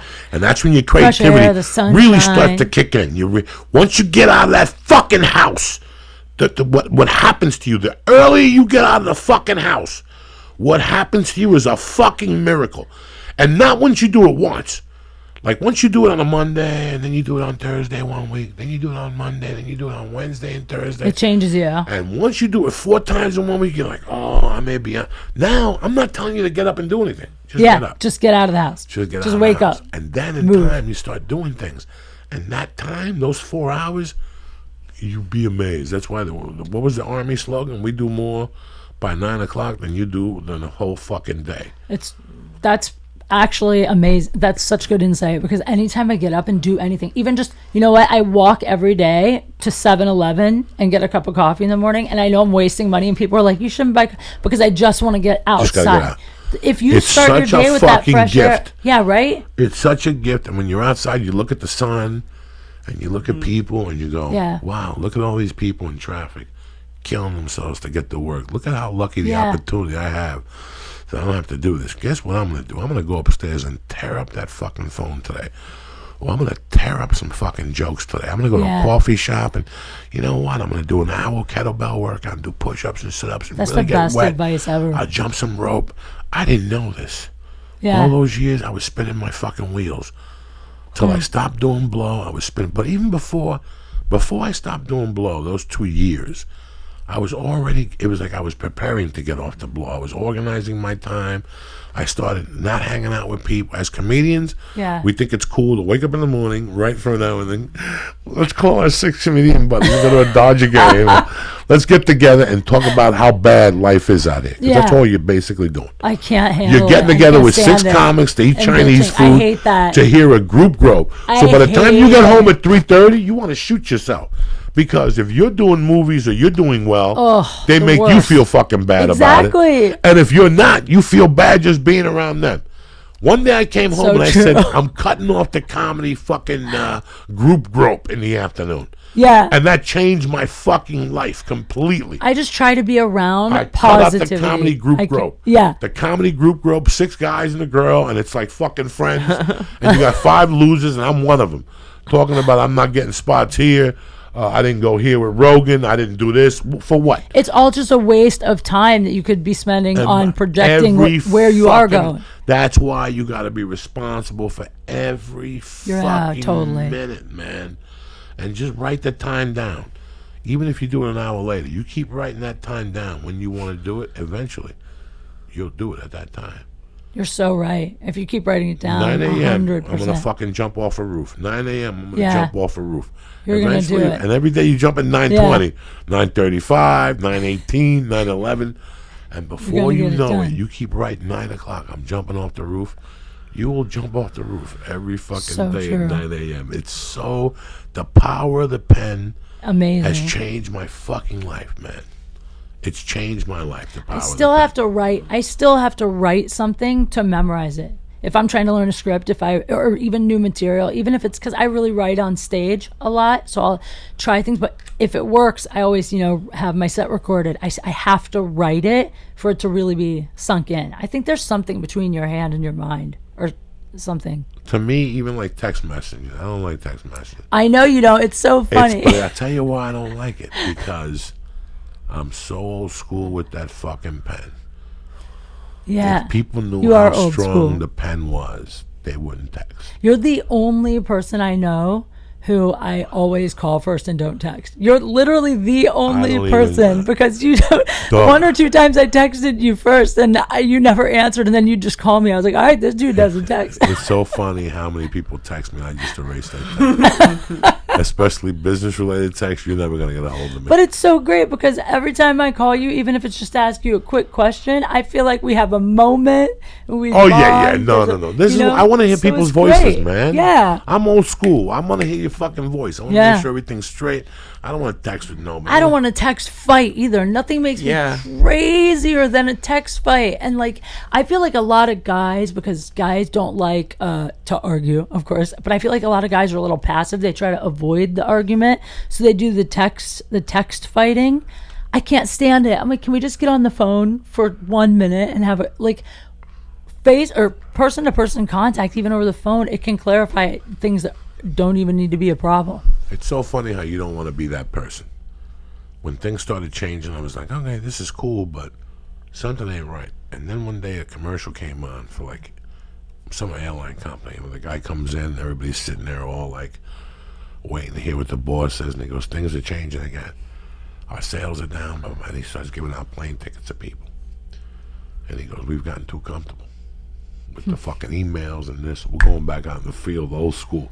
And I knew that there were still people left like me. Tommy Easter was driving back from Georgia. And I called him the other day. I go, Tommy, what are you going to do? He goes, well, I'm going to drive from here. I'm going to drive from there. I go, Tommy, before you get in the car, go online and make a list of all the comedy clubs in that route. Why are you deadheading back? I go, number one, you got no reason to come back here in time. There's nothing going on in the open mic community. I go, if I was you, I'd just fucking stop at every club. Hi, my name is Tommy Easter. I like to do a showcase. And I go, Why not? it's an education. That'd be so fun. Doing showcases. You know, the big Mitch Hedberg story was he got in a van with Chard Hogan and a Volkswagen van, and they went across the country one year as feature acts. Yeah. And they did 50 guest sets and 20 clubs hired them. You want to get hired? You want to get hired as a feature act? Yeah. Get in the car and drive across the country and do 5-minute guest sets and say, I'll do anything to feature you. Yeah, for sure. And they'll feature you. You don't have to live in L.A. You don't have to see nobody. True. You have to see Rogan. You have to see fucking Local features Louis all the time. C.K. No. Yeah. I did it all the fucking time. Yeah. I remember fucking still, this is one of the, and you don't get mad at it now. Like now it's like Stripe. These are comedy stripes. This is why people pay you. These are the reasons why people pay you. Well, I would think it'd be rude, wouldn't like if like let's say you give someone a guest set, right, and then they go up to the manager and be like, "Hey, I want to feature here at some point." Doesn't that put you off? No. Oh no, let's talk about this. Okay, so I was living in Boulder. I had maybe 20 minutes, and my good friend called me. He goes, "A club in Minneapolis, Arizona, and somewhere else is looking for MCs." I said, "Okay." I got a car. And I drove 16 hours, and I got on stage on Friday, and the guy liked me, and he put me back on stage Saturday, and they gave me 3 weeks. 3 weeks later, I got to call the clubs who got out of business. Oh. Okay, first of all, Lee, you're not going to go into improvs and do this. Okay, right now, type in comedy clubs in Indiana.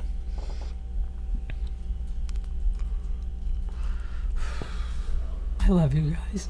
Why? I just do. Okay, All right, we got Crackers. Okay, We got Morty's. okay, We got Comedy Sports. okay. Let's go to TripAdvisor. Indianapolis or Indiana? I said Indiana. Indiana. Okay. Here's the top 5 according to TripAdvisor.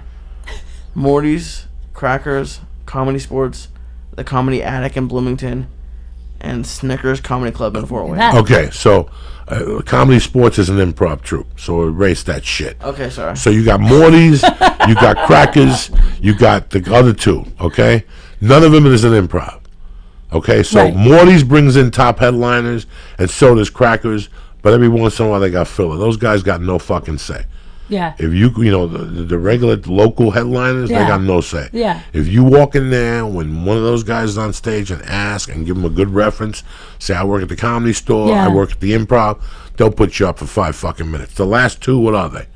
The Comedy Attic. I've heard of that one in Yeah, Bloomington. both of those motherfuckers will put you up. And then the Snickers Comedy Club Right. is apparently the #1 nightlife in Fort Wayne. Right, they'll put you up too if you go in there because it's like It's a a great way Michigan to do it. headliner. Yeah. They have those clubs everywhere. They have them in Michigan. They have them in whatever. You have to know which ones to go to, though. Yeah, See, yeah. if you walk into one where the manager's running the thing and the booker's not there, they're going to Yeah. give you a number. So you avoid those motherfuckers. That's We a did this waste of your anyway. time. My friend and I did this in Singapore. Yeah. We were in Singapore on a military tour, and we were bored one night. We had a night off, and we were like, let's just try to find the comedy clubs and see if they'll throw you up. So apparently it's international, because we went in, and they were like so excited to have American comics, and they just threw us both up on Really? stage. Yes, you could try it overseas. That's what I'm saying. You could be anywhere. Now, let me ask you this. When you went there, was it just people from Singapore, or were there At the English comedy club. guys there? And It was mostly people that lived in Singapore, but they were super American. I didn't realize English is their first language. Actually. Singapore, I yeah, didn't know isn't that that either. interesting? So they were really Americanized. They got all the same jokes, but yeah, it was mostly locals. It was really cool. It was so surreal because we weren't supposed to be in Singapore. We were supposed to be there for like one night and then leave. And like a light bulb broke on the helicopter we were supposed to take to wherever we were going next. And so we couldn't take the chopper out. So we got stuck there.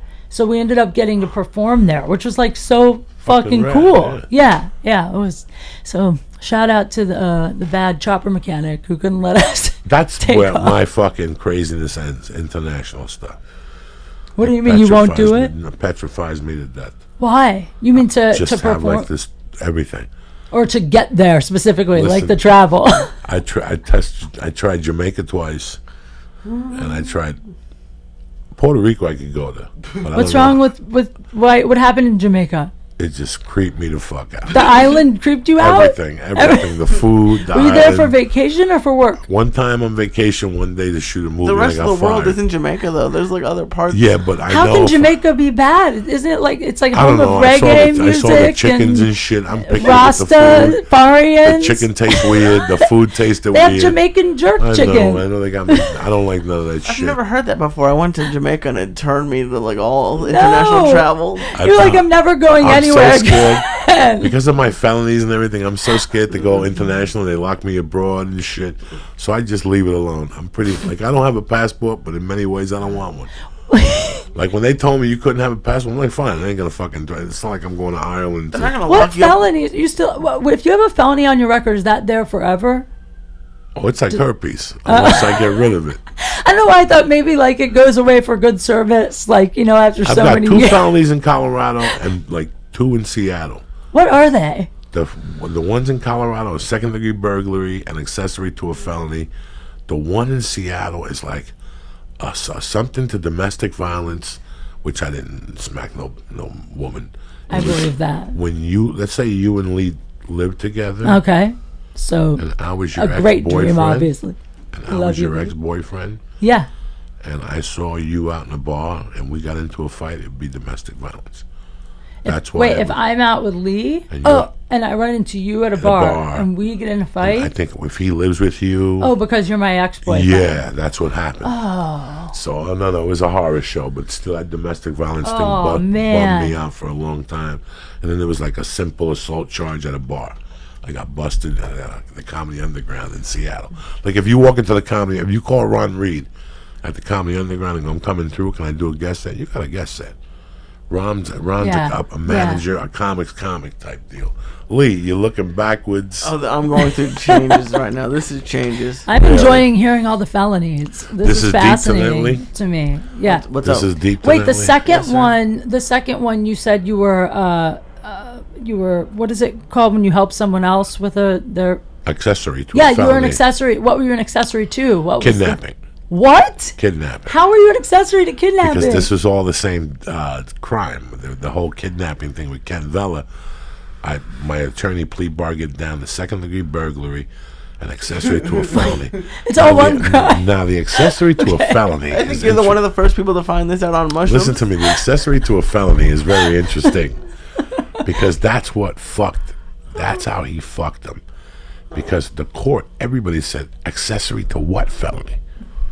The second-degree burglary or the kidnapping? And he would say the second-degree burglary, and it's non-violent. Because his job was to get it non-violent. It's a long fucking Wait, so story. were you convicted though? Oh, yeah. I got locked up and everything. Oh, but he had a great case. Is He what did you're a great. saying. He did a great job. I was looking at That kidnapping sounds 1 and confusing. 2. I'm looking at kidnapping 1 and 2. If I take it to trial and I lose, it's 48 years times 2. Shit. I never see daylight. The first offer was 12 or 14. Then they went to 9 for kidnapping, and I was like, 9 for kidnapping means I do 9. Were you for terrified? years. I would be Not terrified That's because my I worst thought nightmare. at that time I was Mine going to too. split. Yeah. Like I thought at that time I'd split or do something as it got closer. I was out on bail. Oh So my at God. least if you get out on bail, you could fucking think and How negotiate. in the world would you split? You're just gonna like hike into Mexico? I didn't know what I was gonna do. I had a friend Holy that shit. had a Hertz dealership in Honduras, and there's no extradition treaties with Honduras. I had friends that were just trying to help me out. Oh my But God. the more I thought about it, I'm like, you have to run with this the rest of your life. You know, one can day never you come come back to the back. States, Yeah. you have a wife, a kid, a family, you get into a car accident, take you to the hospital, you're wanted for fucking 2,000 years. Yeah, you can that never goes come your back. whole life. So forget Yep. about that shit. But then this attorney just worked miracles, and I toughed it out, and I said, you know what, I did it. I always knew I was going to go do time. I knew it was in my cards. I knew I was going to get it. I might as well do this and get it over with. And that was it. Wow. What was it like? I don't know why I'm fascinated by like what really goes on in prison, because you see movies and TV, but that's probably not real. Like, what is it really? On Is the it outside, scary? nothing. On the outside, nothing. I knew I was going to get in this. All I could wish for was every day that there was crazy people in there. Even when I got to the camp, there were people in there that had been there for murder, man. They still have those tendencies, and now there's a thin line for what respect is in the outside and what respect is inside with people. Yeah. There's a weird thing in your mind. You know, there's a lot. So I just kept to myself. You know, I had a friend that had gotten into trouble, and I took him out to lunch a bunch of times, and he hooked me up. He called the prison and talked to the one guard. He goes, "This is my buddy." He was rich, this guy. His name was Ed Kabash. He was a bad motherfucker. He was a geek that became a drug millionaire. He started hanging out with this chick who knew about drugs, and he made money, and then he crashed 2 cars in 1 week. He had a liquor store, a computer store. Oh, yeah, he had 2 chicks. He was they were driving Porsches. I mean, this guy was banging. Now, that sounds nice. But when he got locked up, he paid a lot of money to get taken care of. He paid a lot of money to get so you can really pay people. He paid a lot of money. How interesting. Did you pay money to get taken care of? A little bit. Really? Like a couple people, just like when I got in, they told me what to do, and I thought I took care of them. You seem like a guy that would very quickly move up, though, and be running your own little ring. No, I didn't. I tried to keep, because you don't want to step on nobody's toes. Right. When I got to my final destination, I was having a great fucking time. Really? Yeah. You were having fun? Yeah. You're the first person I've ever heard say they were having fun in jail. I mean, you can look at it 2 fucking ways. You could look at it from 2 fucking ways. I had I was working in a kitchen. I had access to food. Yep. Which meant people wanted to talk to me because I had access to food. Oh, of course. They wanted cheese to make nachos. They wanted this. Oh. They like skim milk. You know what I'm saying? Are you winking at me on purpose, or are you high? No, I'm just like going like, you know. I'm like, is this code? Is all this food code? So you get favors. You follow me? Got it. Okay. You get favors. Yeah. You know, like the guys that work in the garbage crew. Listen, my girlfriend's going to drop off a pair of panties on the exit over there. That's the kind of favors? Yeah, like I crazy think they're like shit. Cigarettes. No, like maybe, listen, you like to do coke? How about I give you an 8-ball? Okay. Got it. Go to this spot. There's a bag. There's going to be coke in there. Put it down and your dirty ball. Panties. They don't search you, you know, on the way back or something. Just think, once you have those type of jobs, people. So, like, I had friends that would come to me and go, "My wife brought me tamales, bro. Can you put them in the freezer for me? I'll give you 2 right off the top." Bam. Oh, nice. Shit like that. I had access to a freezer. The hookup. I had access to a property 60 yards from the main facility. So the guys that were selling steroids and shit would say to me, "You have a stash over there? We'll pay you some money, you know. We got some heroin." So I would put it somewhere where I couldn't get in trouble for it. What? I would put it somewhere where it's not in my car, but I'm watching it, but not really. So if there was crates outside and the garbage men had to pick them up, I would stash the heroin under a crate or something so nobody got in trouble. Oh, my God. It could always be the garbage man. There's always That's so risky, though. There's always a doubt. You were involved in dangerous activity. You could have been taken out. No, I wasn't. On the inside. Shanked. No, I wasn't. Shanked. No, I wasn't. I was fine. It wasn't like that at all. They were like low-level dudes, but heroin is a high-level drug. There was a guy that was a biker that I became friends with. But I still think about him. He's a solid fucking white dude. Solid white dude. Just a fucking banger. I still think about him late at night. And he used to get meth every Monday from his girlfriend. His girlfriend would come in and swap spit with him with a condom and fill it up with fucking meth. Like 2 8-balls and like a little condom. Every Monday? Every Monday. Oh, wow. And he would put it over here in his mouth and walk in with it. He wouldn't even swallow it and shit. Oh, wow. They would search him and fucking he'd come in and he'd call me over to his room and we'd do a little line of meth. And then we'd go play basketball in the gym and I thought I was fucking Julius Erving. My heart was going to blow up. There was a lot, you know, I still think of those guys. Torrey Piles, the black dude that was a high-level Crip. He had 7 fucking girlfriends, and each of them had a different fucking Porsche, Mercedes. It was amazing how much money. On the outside. 7 girlfriends. But how long was he 3 in for? kids. He was in there for 12 or 13 years. He was. What? But he got out. Paying for 7 girls? He got, this motherfucker was making cash in there. That's crazy. This is when the Crips were going from California to Colorado and distributing cocaine. What do you need 7 girlfriends for in jail, though? Because he was big dick pimping. Do they have conjugal visits at this jail? Yeah. Conjugal visits. Oh, I heard they. So he worked with me in the kitchen. So me and him, what you do is if you have a visit on Saturday and Sunday, you got to sit next to animals. But if you were if I have a visit, next to animals. So if I take a job Monday through Friday, yeah, my visits are Saturday and Sunday. Got it. It's tough for me to finger you when there's 200 animals in the room. But if I take a visit with you on Wednesday, there's nobody in the back. There's 4 people in there. I'll just tell you, come in, bring a basket. You're not serious. Yeah, straight up. You're all in the same room? No. So when you visit somebody on fucking Saturday and Sunday, it's a big room, and you just get on a table and you talk. So it's pretty rough for me to finger you. Because there's 200 people. So what he's saying is there's no so on visits. Monday through Friday, if you work in the kitchen, you get visits. So you would say, come in Monday and Tuesday, bring a basket of food, we'll have lunch. But wear a dress with no panties. And we would I would make you sit by the door. There was a door here and there was a window. So I would make you pop up so you could see around, and I would eat your pussy while you were looking at the guards and see if any of the guards were coming in. Oh, yeah, there was a scam, though. So there weren't really conjugal visits, but there were conjugal visits. I would give you a stabbing every Monday if you came to visit me. The girlfriend at the time, I was giving her Monday stabbings. There's secret conjugal visits happening in jail? She would show up on Mondays and they're not conjugal, Kate. I get it. And Monday and Tuesdays, they would come in and you sit down like nothing's happening. You bring a dress. Yeah. And we look around, the guards leave, pop up that dress. I give you a little stab and a little sucky, and then we talk for 2 hours like nothing happened. You were hooked up. Yeah, we eat Chinese food. You could bring food in and then bring me groceries for the week. They check the groceries and take a vig off the top.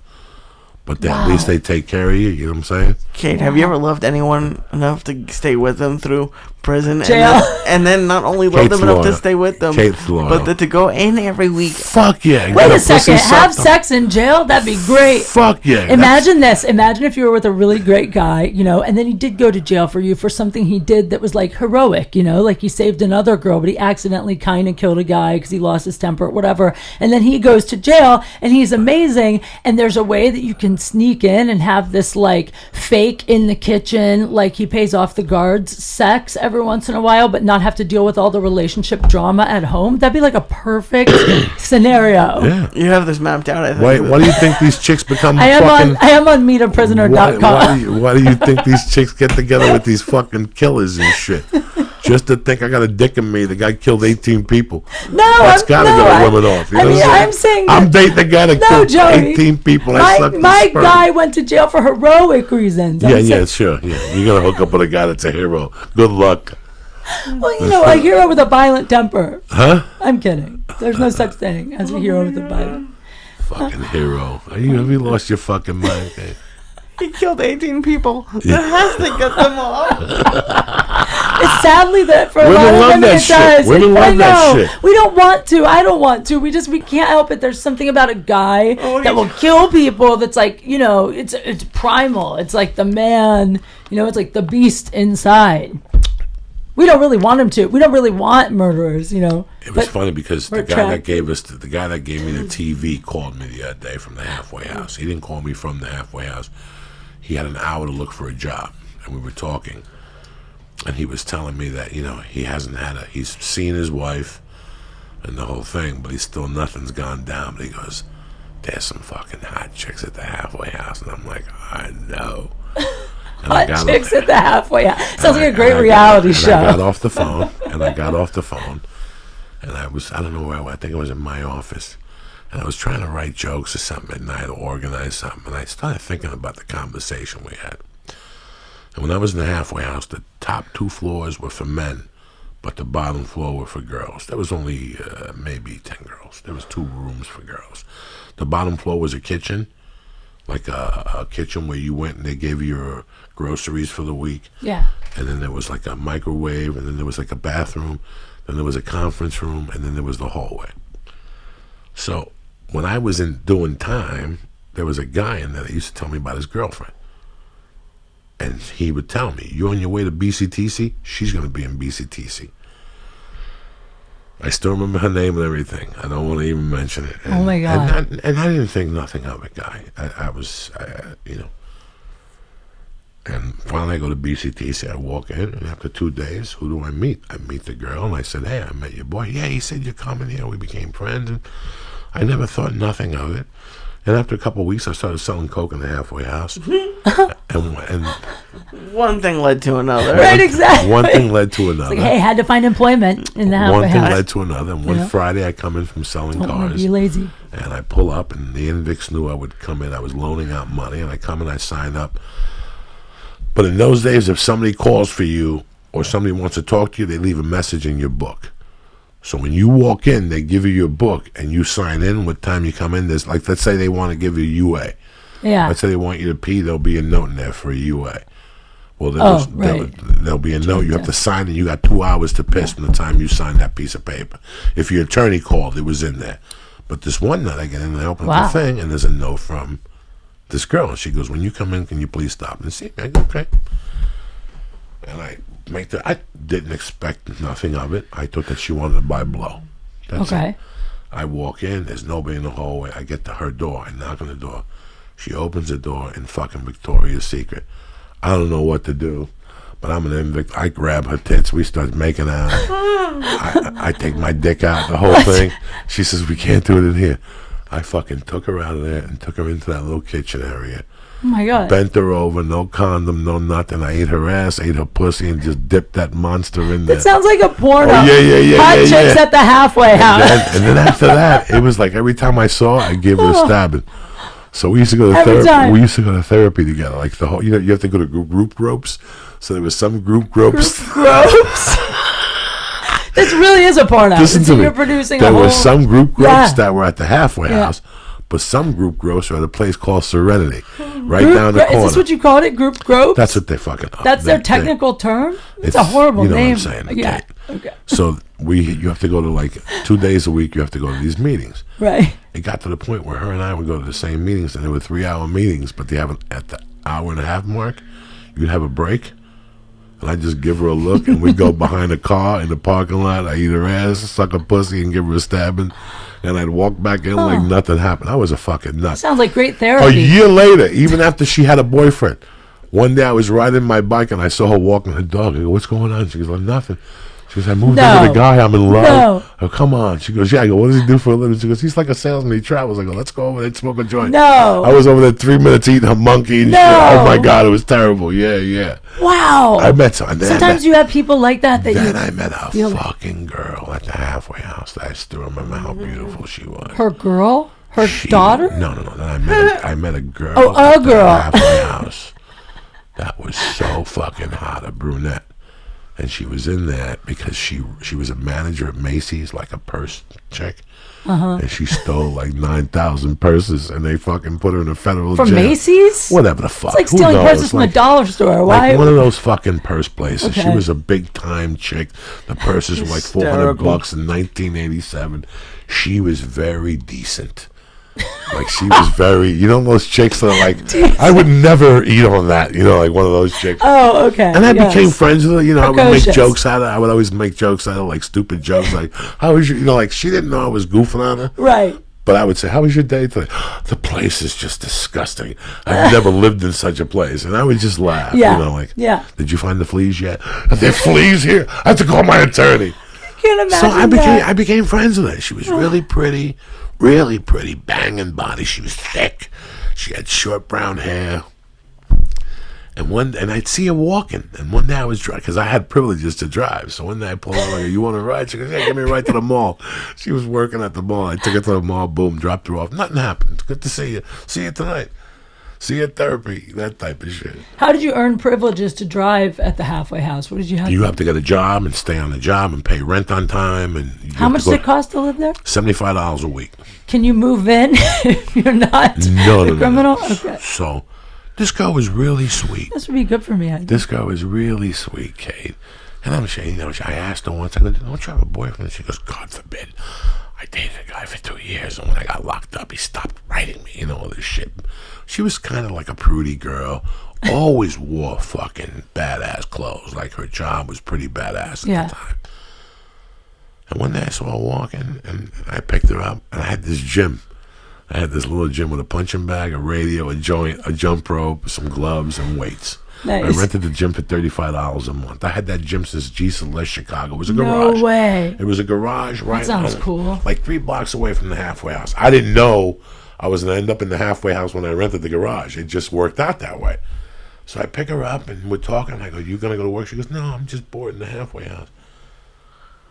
And I said something to her, like something off color. Like, I got to tell you something. Why don't the fuck you have a boyfriend? What the fuck is going on with you? Nice. And she said something like, well, why won't you date me? Dog, I didn't even say a word. I made a fucking U-turn. And I'll never forget, she had on heels. Like, she was dressed like an attorney with, like, the little dress over her knees and shit. She was badass with stockings, with black stockings. I was ready to fucking tear this bitch up. And she's like, where are we going? I gotta make a stop. I pulled into that garage like fucking... like I'm sure. Like the dude in the garage. Like the dude in Sound to She's so lucky. I took her to a garage. Took her back to the garage. It was so funny because baby, I got the best garage in she's town. like, what are we going to do in here? I go, come on. We went in there. What are we going to punch bags? I'm going to punch your bags. I had gym clothes on. I was headed to the gym and I saw her. We started making out. She was tremendous. She was beautiful. Her hair was short. We started making out. I took a little vest off, a little penguin suit.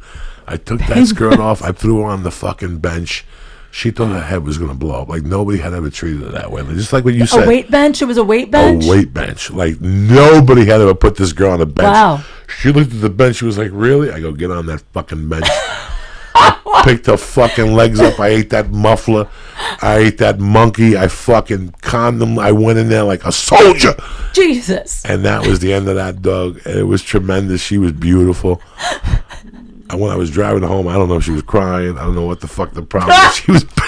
Why would she be crying? I'm just kidding. You made her see God. No, I'm just kidding. She was like, I'm scared. I'm just kidding. You know? Oh, my God. We were friends after that for a while. I mean, we never had sex after that, but we were friends for a while. And we talked even after I got out of the halfway house. She would call me with dilemmas. You know, she was one of those dilemmas. I wonder if maybe the mushrooms are making me a little more bashful, because when you're telling these super dirty sex stories, I'm getting a little like... No, you've all lived these stories. You've been fucked on a bench But I'm 1,000 never times. bashful. How many times you get fucked on a weightlifting bench? On a weightlifting bench? Yeah. Not one time. What kind of animal are you?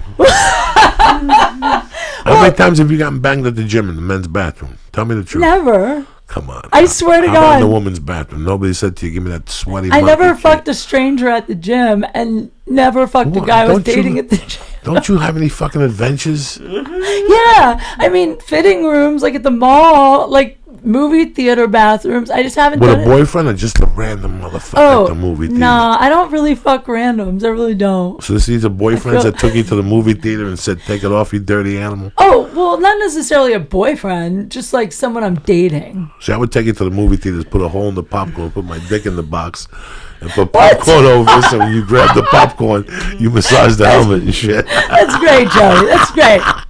Invisible assault. You hide your dick in a box of popcorn. That's if I was in the 6th grade. These are jokes. Yeah, sure. These are jokes. What, you're the only one with jokes, cocksucker?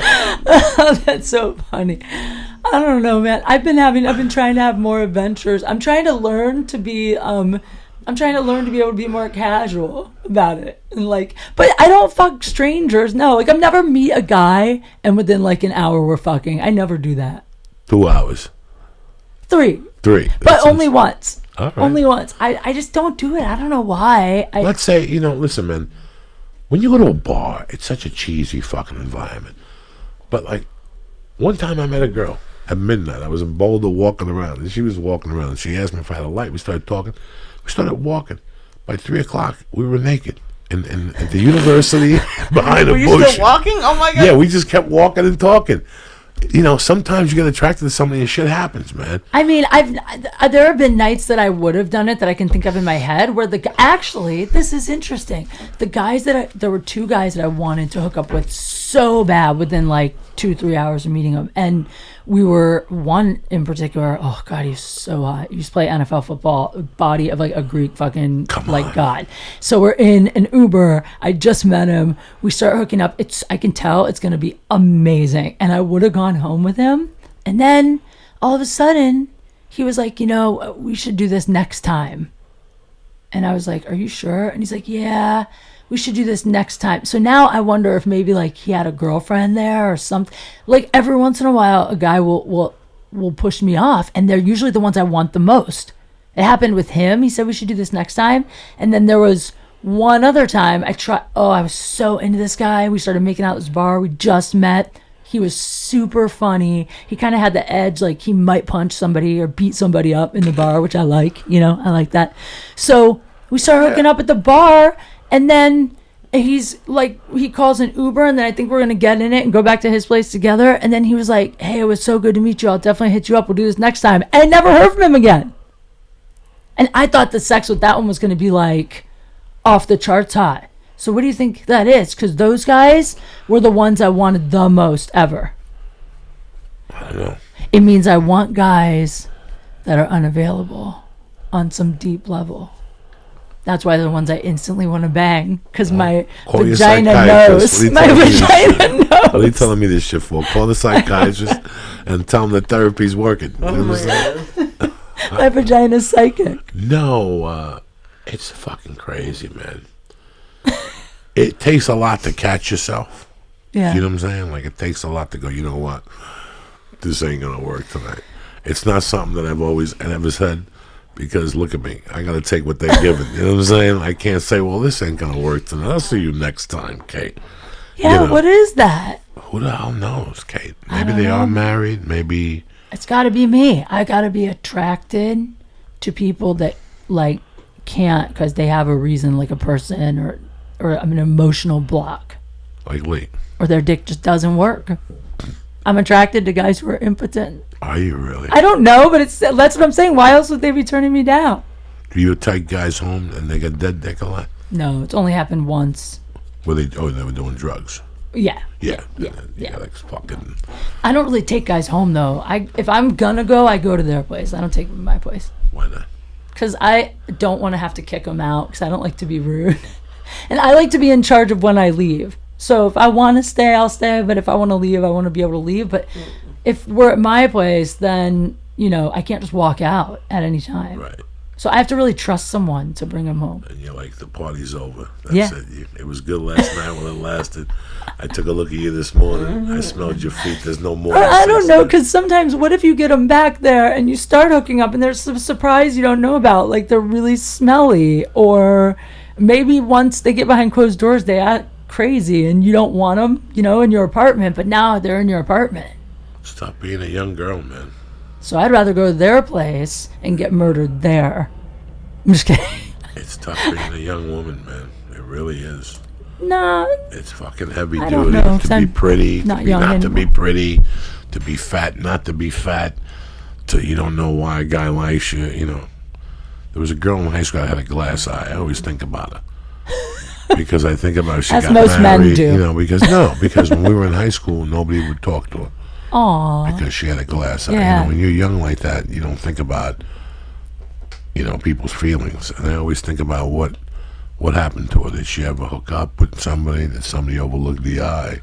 Maybe she's missing an eye, but she sucks a good dick, so you just say, fuck it, I'll take the one with the Michael Bisping eye. Oh, my. That's what she had. So many things I want to say that I'm not. She had a little Michael Bisping. It was nice and sweet until the last, I know.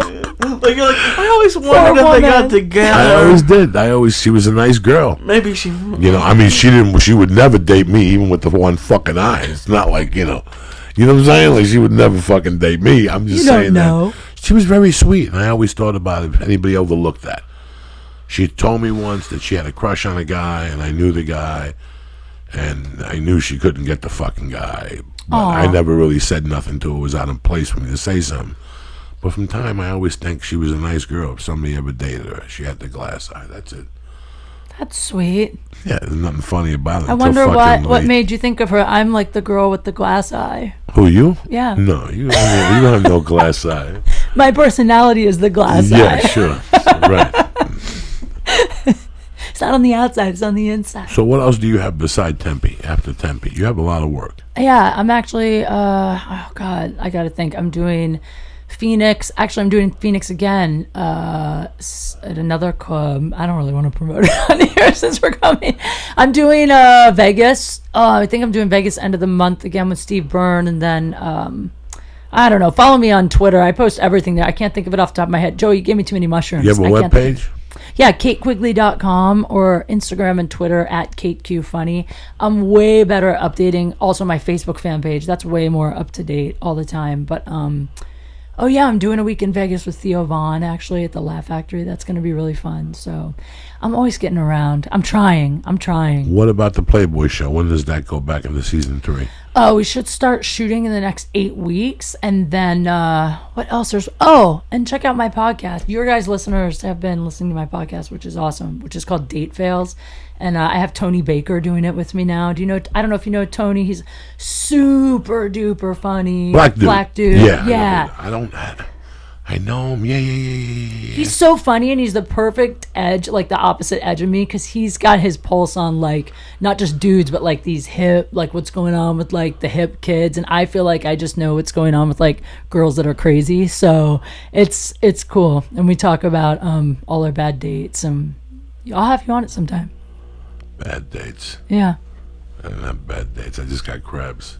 I didn't get bad dates. I just got crabs or staminka juice. And I got a new grill. Did you see my grill? I saw your fucking grill. So. I also want to thank John Petrowski. He gave me a fucking tremendous album. He gave me the Black Crows, the second album, the one with Remedy on it. Fucking tremendous.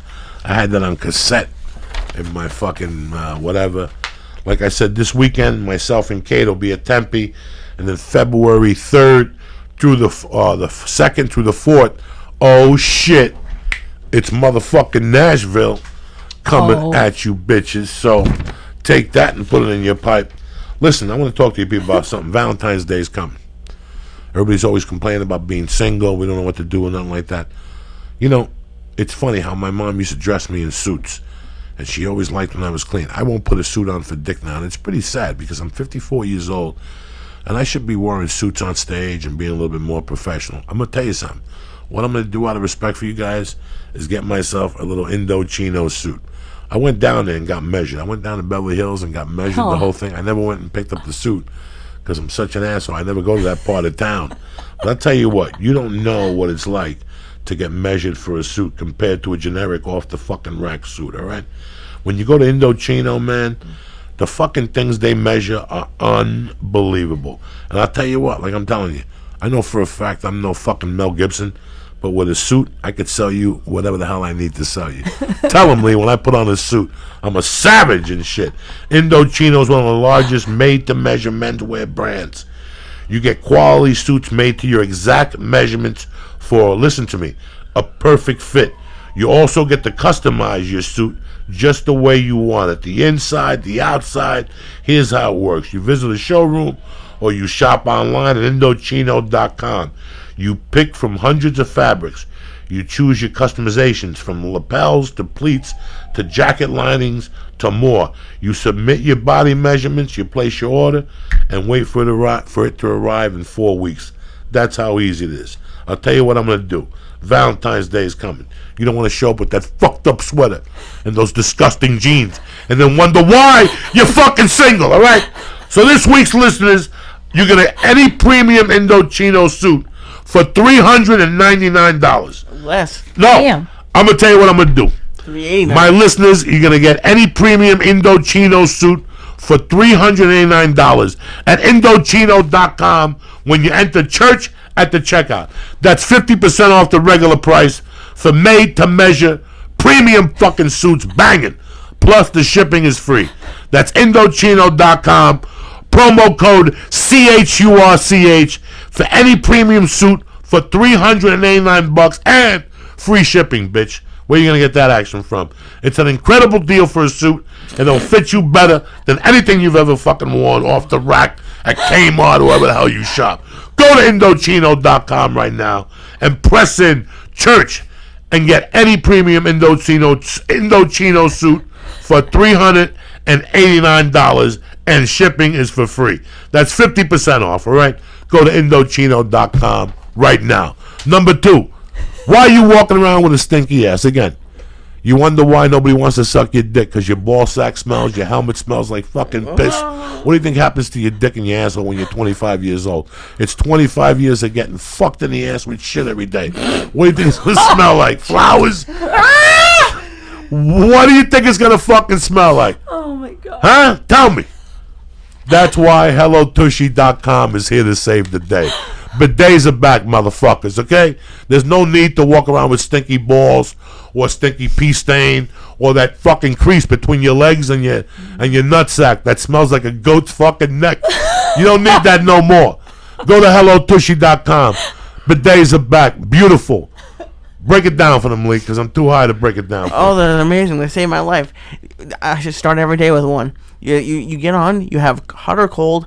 I have the cold. It took me less than 30 minutes to install. It's great. You put it right on, and I can't do anything at the house, and it's amazing. It just gets you clean. I don't do For real? You know, Yeah. Joey does the whole I want the one. turtleneck, the I dipping. clean the balls. I don't I do do that. everything I in just there. do the just. No the button. way. Yeah. But I perfected this little rock and roll method that gets the front and the back. Shut up. Oh, and you know what? HelloTushy.com right now.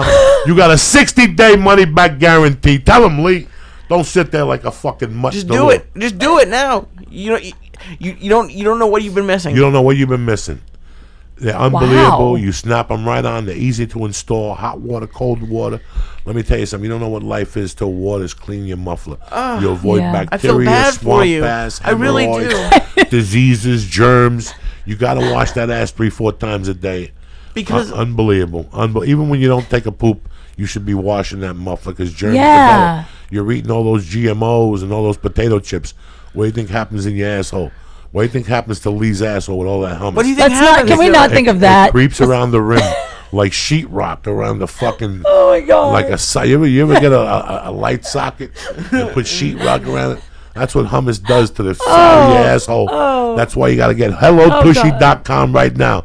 And if you go to HelloTushy.com right now and press in Church. boom, CHURCH, you get 10% off to all my listeners. Oh my God. Remember, 60-day money-back guarantee. Let me tell you something. It's a great product, and it's a great product for Valentine's Day.